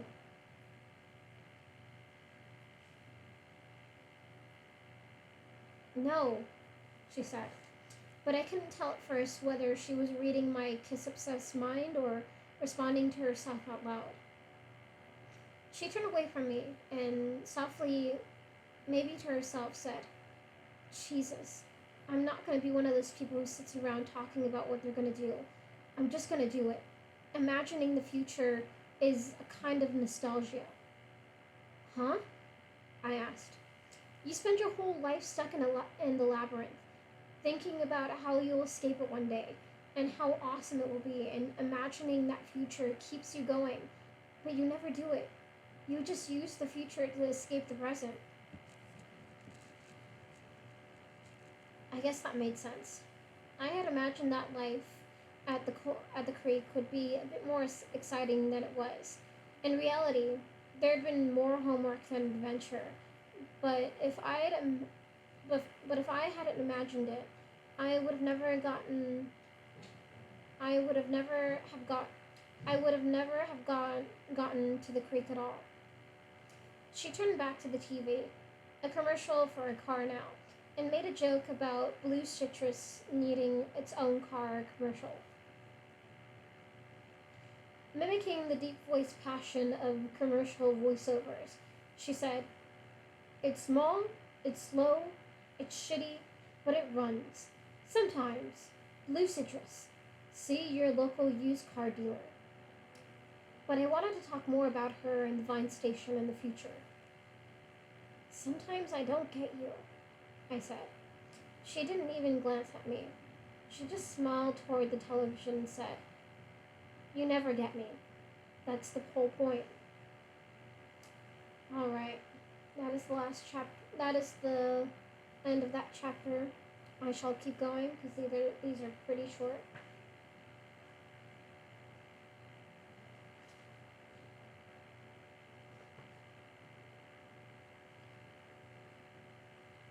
Okay. The next chapter is called 99 Days Before.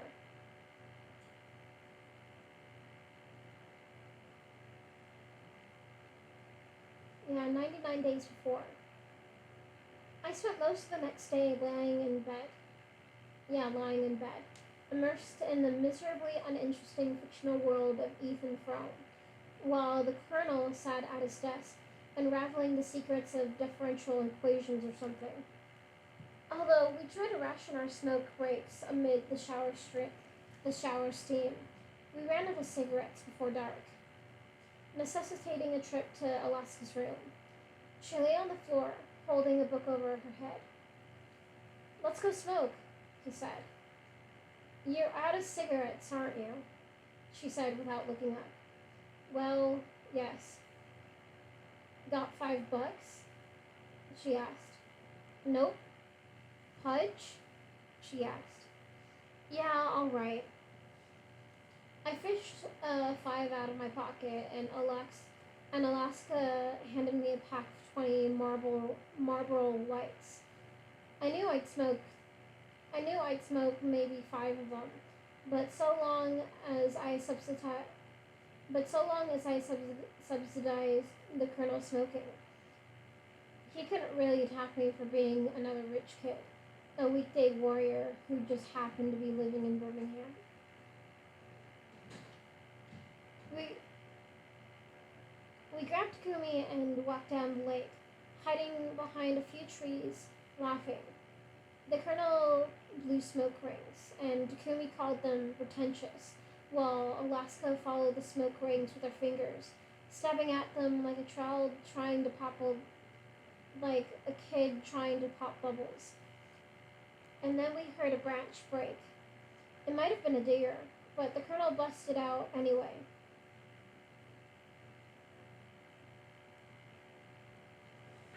Hold on, I need to adjust myself again.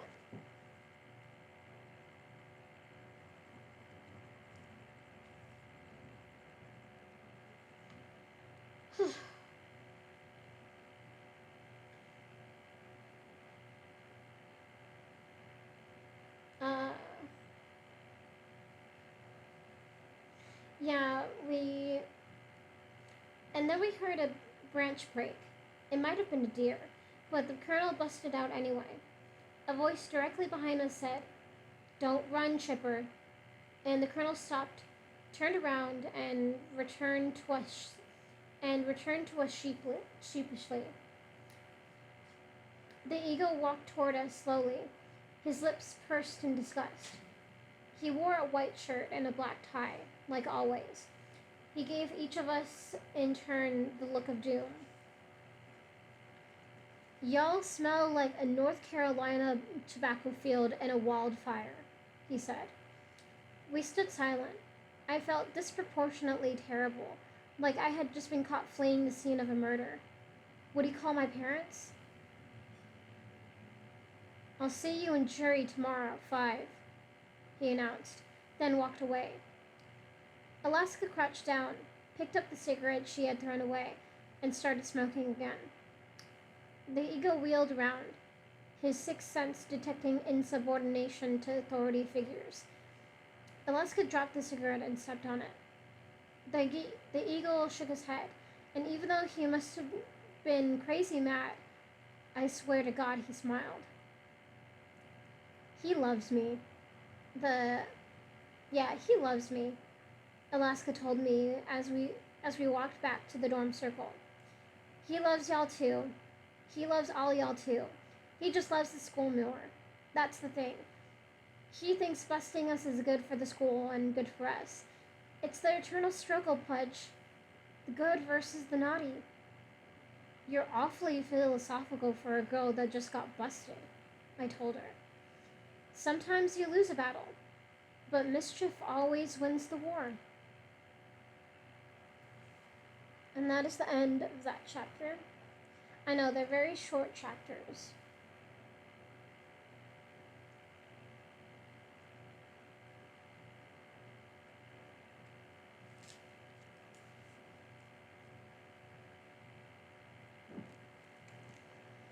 Okay.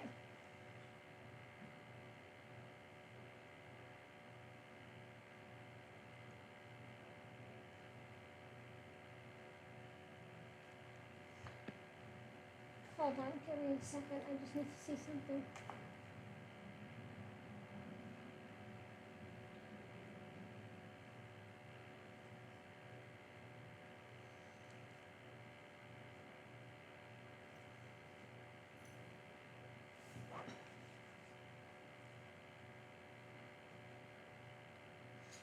Alright, there we go.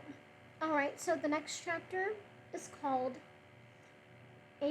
98 Days Before. One of the unique things about Culver Creek was the jury. Every semester, the faculty elected 12 students, 3 from each class, to serve on the jury. The jury meted out. Yeah, the jury meted or meted? I think it's meted. Let me see.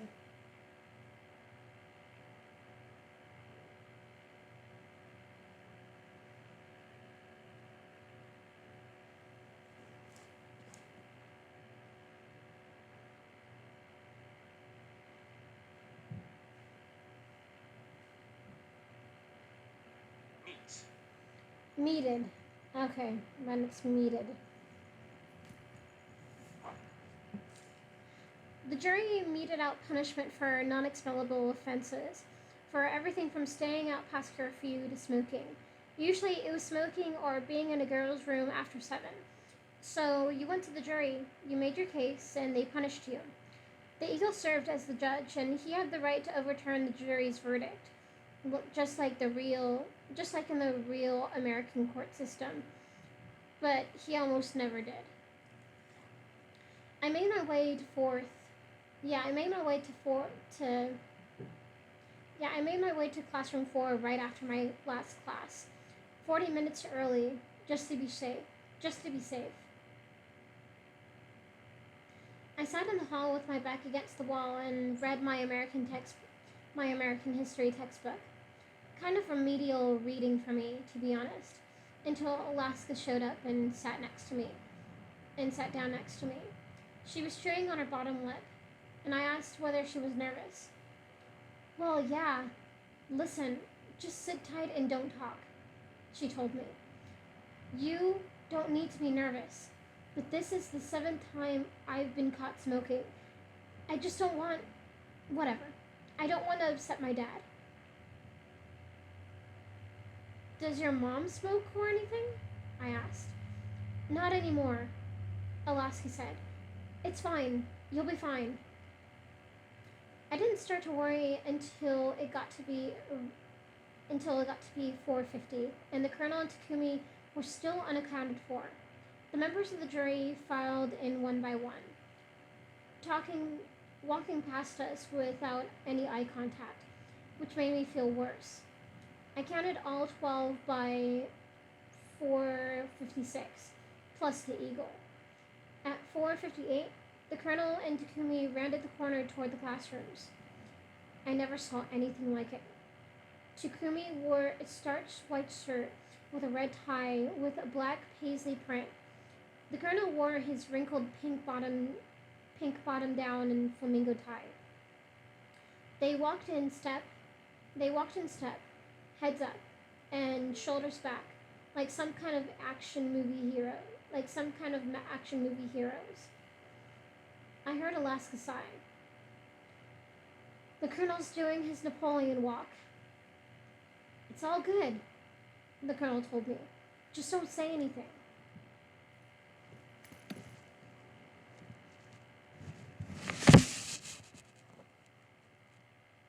We walked in, 2 of us wearing ties, and 2 of us wearing ratty t-shirts. And the eagle banged an honest-to-God gavel against the podium in front of him. The jury sat in a line behind a rectangular table. At the front of the room, by the blackboard, were 4 chairs. We sat down. Yeah. Yeah, at the front of the room, by the blackboard, were 4 chairs. I sat down, and the colonel explained exactly what had happened. Alaska and I were smoking down by the lake. We usually go off campus, but we forgot. We're sorry. It won't happen again.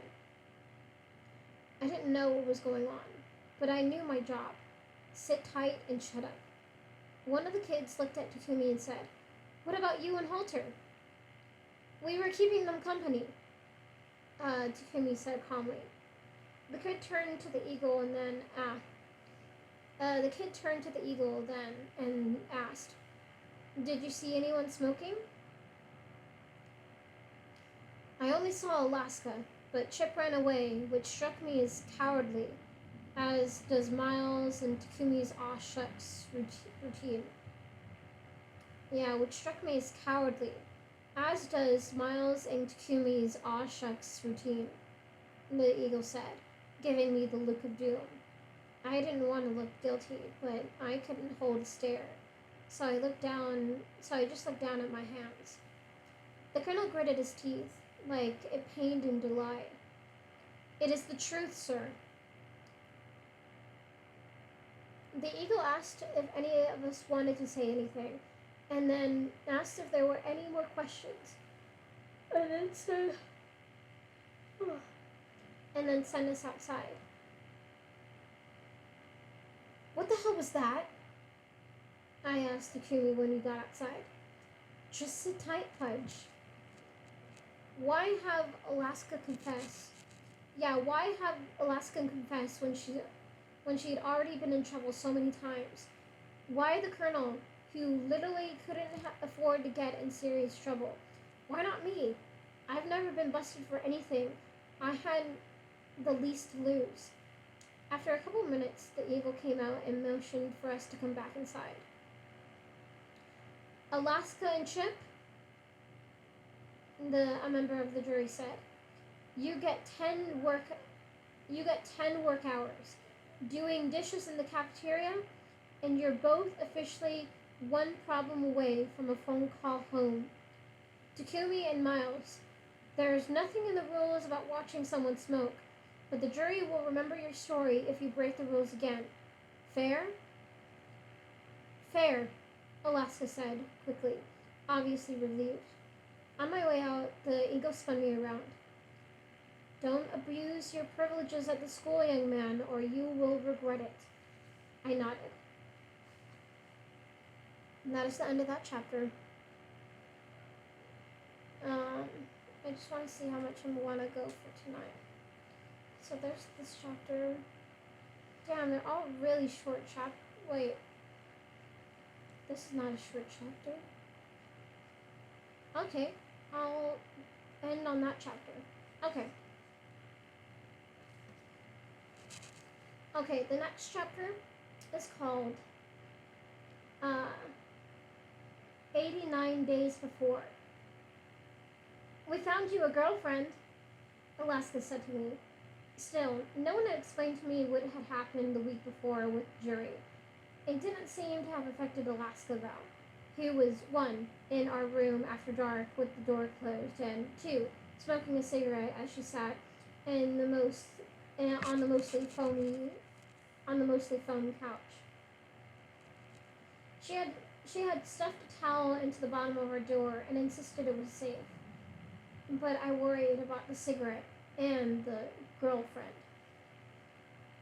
All I have to do now, she said, is convince you to like her and convince her to like you. Monumental tasks, the colonel pointed out.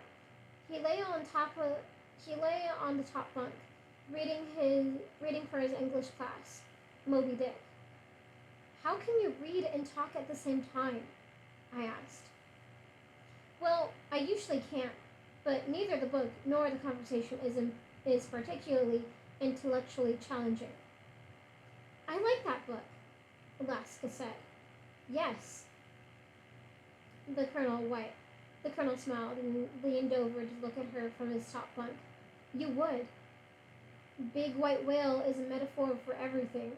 You live for pretentious metaphors. Alaska was unfazed. So, Pudge, what's your feeling on the former Soviet bloc? I'm in favor of it. She flicks the ashes of her cigarette onto my pencil holder. I almost protested, but why bother? You know that girl in our pre-calc class? Alaska said. Soft voice, says these and not this. Know that girl? Yeah, Laura. She sat on my lap on the way to McDonald's. Right, I know. And she liked you. You thought she was quietly discussing pre-calc when she was clearly talking about having hot sex with you. which is why you need me. She has great breasts, the colonel said without looking up from the whale. Do not objectify women's bodies, Alaska shouted. Now he looked up. Sorry, perky breasts.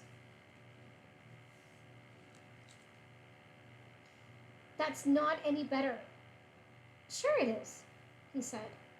Great is a judgment on a woman's body. Perky is merely an observation. They are perky. I mean, Christ. You're hopeless, she said. So she thinks you're cute, Pudge. Nice. Doesn't mean anything. Doesn't mean anything. The problem with you is that if you talk to her, you'll your way to disaster. Don't be so hard on him, the colonel interrupted, as if he was my mom. God, I understand whale anatomy. Can we move on now, Herman? So Jake is going to be in Birmingham this weekend, and we're going on a triple date. Well, triple and a half, since Takumi will be there, too. Very low pressure. Very low pressure. You won't be able to screw up because I'll be there the whole time. Okay. Who's my date? The colonel asked. Your girlfriend is your date. All right, he said, and then deadpanned. But we don't get along very well. So Friday? Do you have plans for Friday? And then I laughed, because the colonel and I didn't have any plans for this Friday, or for any other Friday for the rest of our lives. I don't think so. She smiled.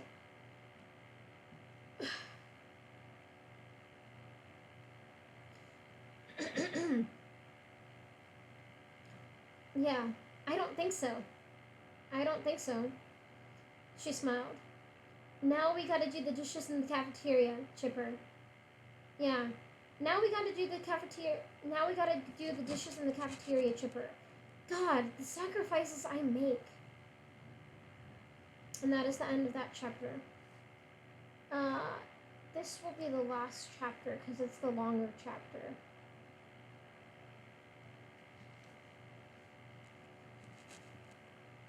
Okay.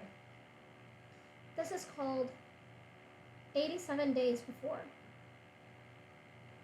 Our triple and a half date started off well enough. I was in Alaska's room for the sake of getting me a girlfriend. She'd agreed to iron a green button-down shirt for me when Jake showed up.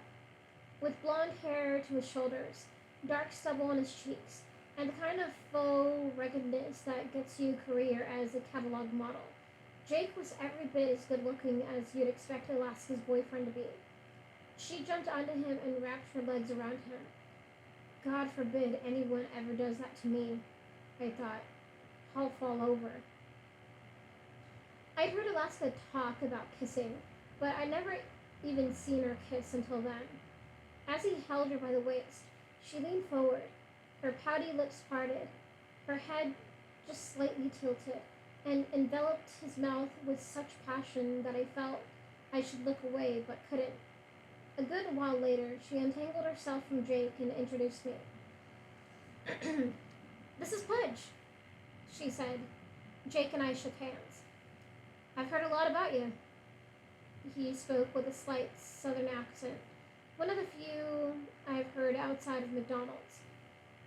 I hope this date works out tonight, 'cause I wouldn't want you stealing Alaska from under me. God, you're so adorable, Alaska said before I could answer. Kissing him again. I'm sorry, she laughed. I just can't seem to stop kissing my boyfriend. I put on my freshly starched green shirt, and the three of us gathered up the Colonel, Sarah, Laura, and Takumi, and then walked to the gym to watch the Culver Creek Nothings take on Hards, Harsden Academy, a private school in Mountain Brook, Birmingham's richest suburb. The colonel's hatred for Harsden burned with a fire of 1,000 suns. The only thing I hate more than rich people, he told me as we walked to the gym, is stupid people. And all the kids of Harsden are rich, and they're all too stupid to get into the creek. Since we were supposed to be on a date and all, I thought I'd sit next to Laura at the game. But as I tried to walk past a seated I thought I'd sit next to Laura at the game. But as I tried to walk past a seated Alaska on my way to Laura, Alaska shot me a look and patted the empty spot next to her on the bleachers. I'm not allowed to sit next to my date? I asked. Pudge, one of us has been a girl her whole life. The other of us has never gotten to second base.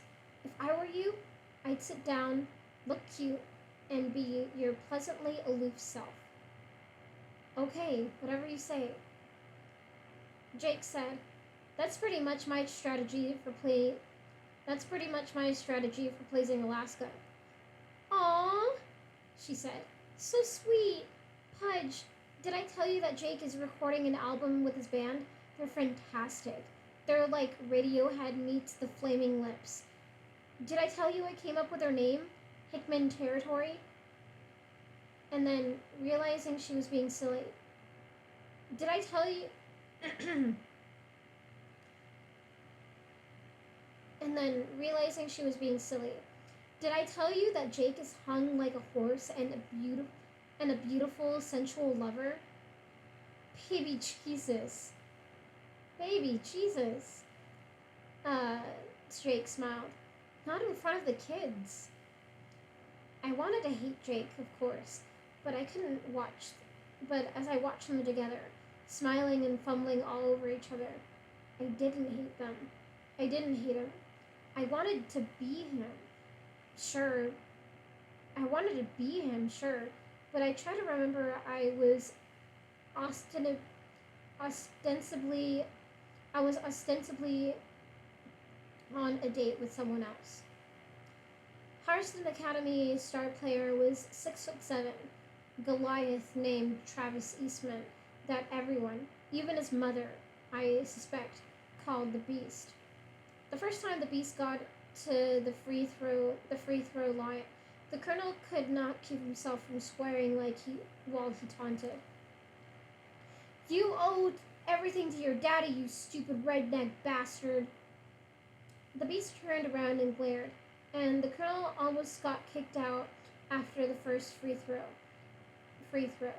But he smiled at the ref and said, Sorry. I want to stay around for a good part of this one, he said to me.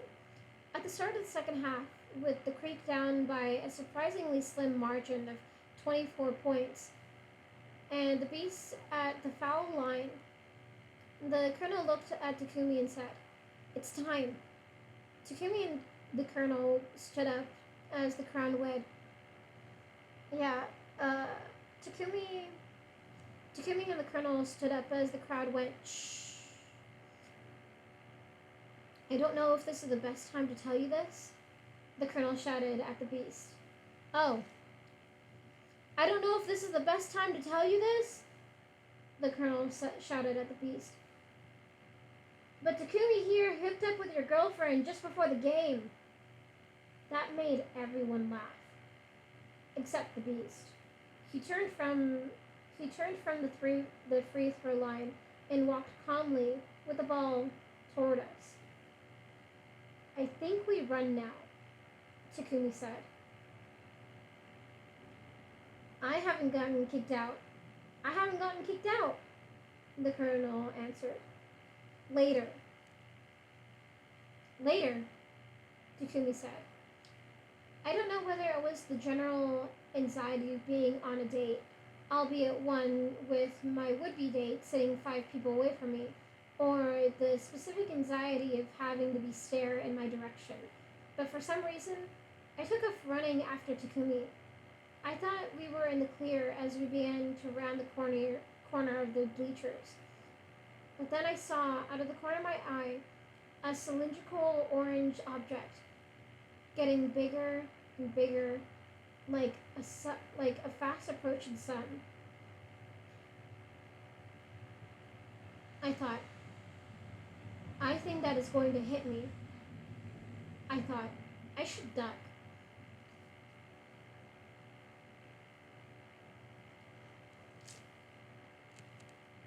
But in the time between, yeah, but in the time between when something gets thought and when something gets done, the ball hit me square across the side of the face. I fell, I fell, the back of my head slamming against the gym floor. Then I stood, then I then stood up immediately, as if unhurt, and left the gym.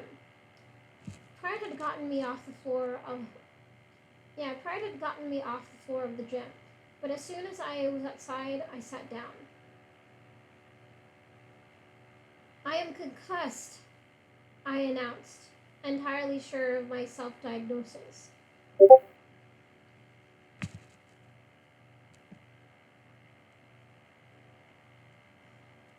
Damn.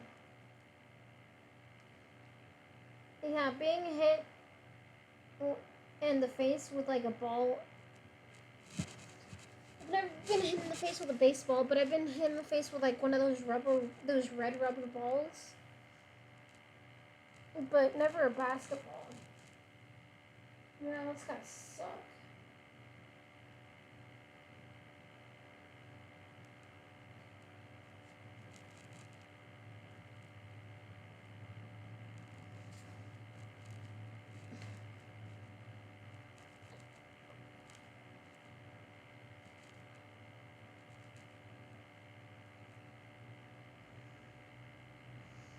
Hold on, I'm just doing something real quick.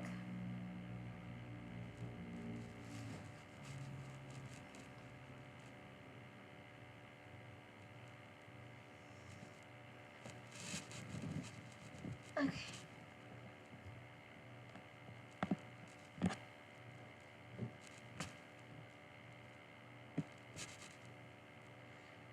Okay. I am concussed, I announced, entirely sure of my self-diagnosis.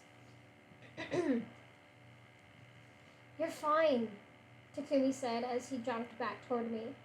Let's get out of here before we're killed. I'm sorry, I said, but I can't get up. I have suffered a mild concussion. Laura ran out and sat next to me. Are you okay? I am concussed, I said. Takumi sat down with me and looked me in the eye. Do you know what happened to you? The beast got me. Do you know where you are? I am on a triple and a half date. You're fine, Takumi said. Let's go.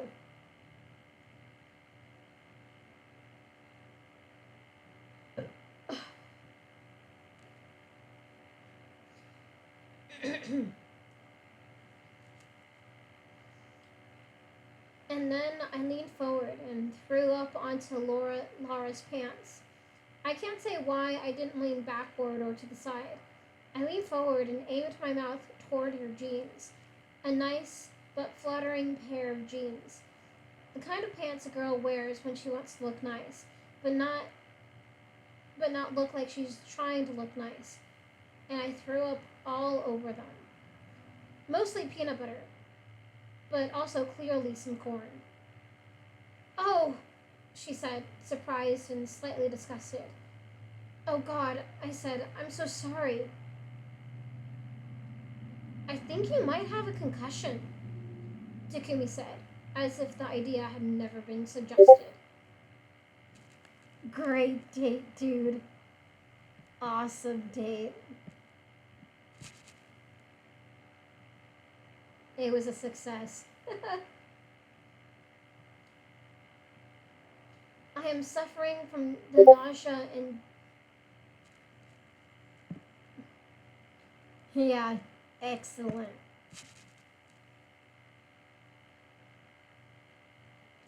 Yeah, I am suffering from the nausea and dizziness. I am suffering from the nausea and dizziness typically associated with a mild concussion. I recited. Well, Takumi went to get the eagle, and Laura changed pants. I lay on the concrete sidewalk. The eagle came back with the scroll nurse, who diagnosed me with, get this, a concussion, and then Takumi drove me to the hospital with Laura riding shotgun. Apparently, I lay in the back and slowly repeated the words, the symptoms generally associated with concussion. So I spent my day at the hospital with Laura and Takumi. The doctor told me to go home and sleep it off, but to make sure and have someone wake me up every few hours or so.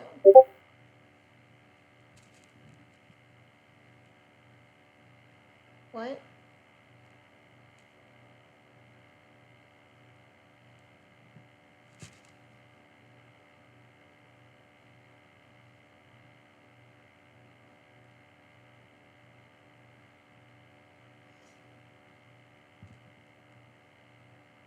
Oh, yeah.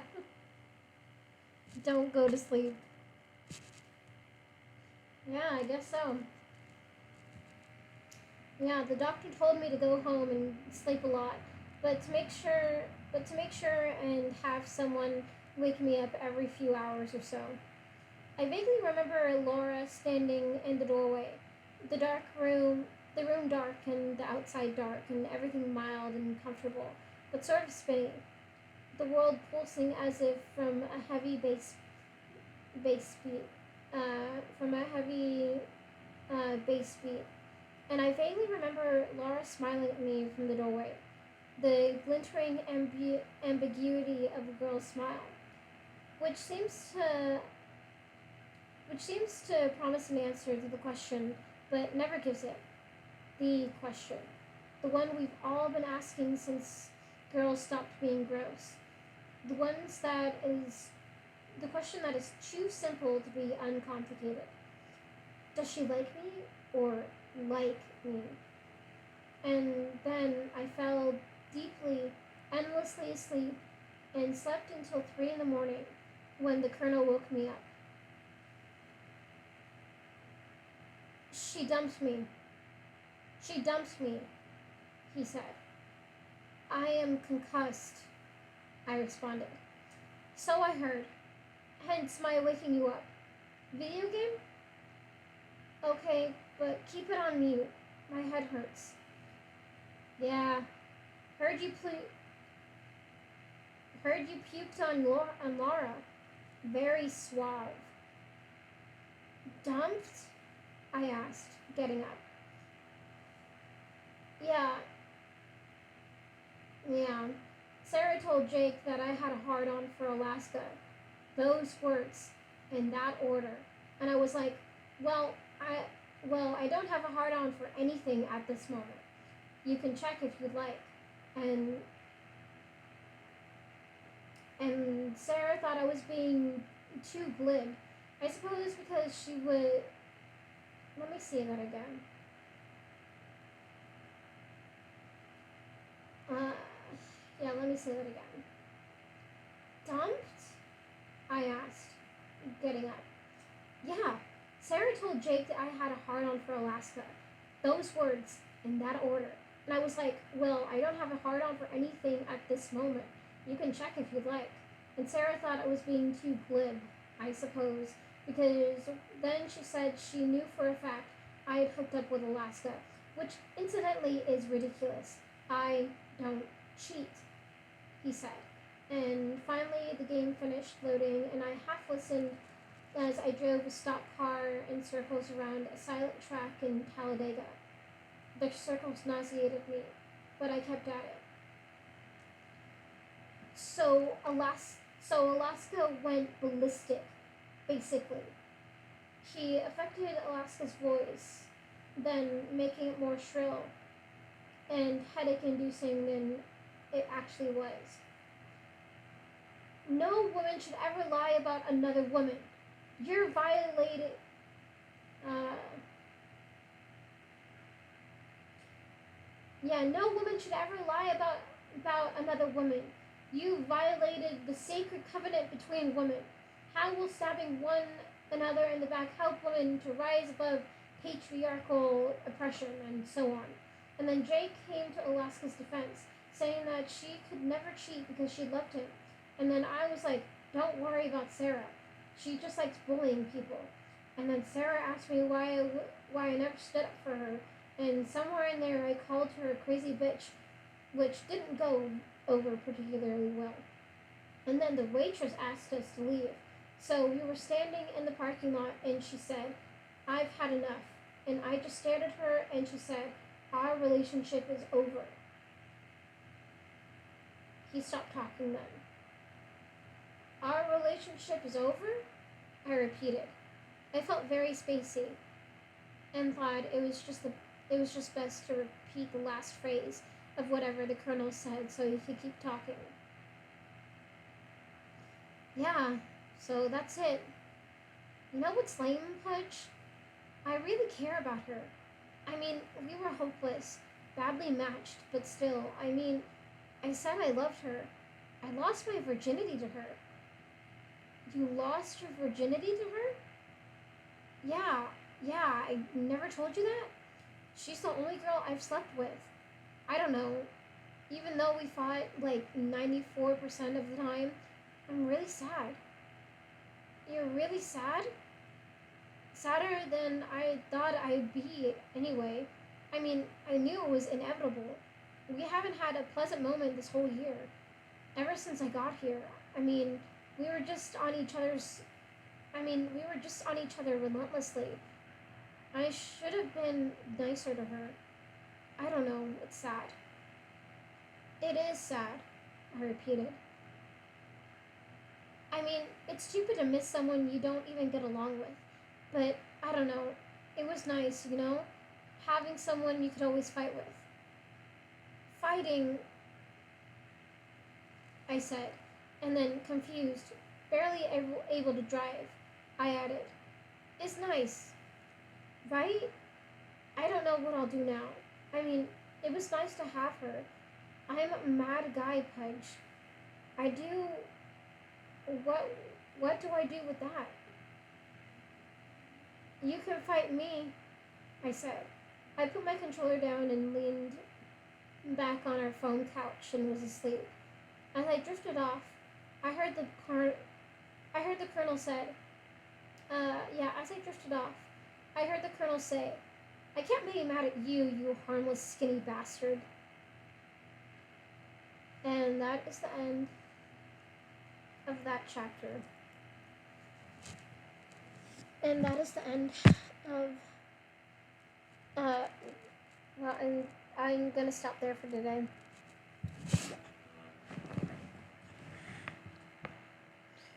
Okay. Yes. Thank you so much for listening. I will see you next time.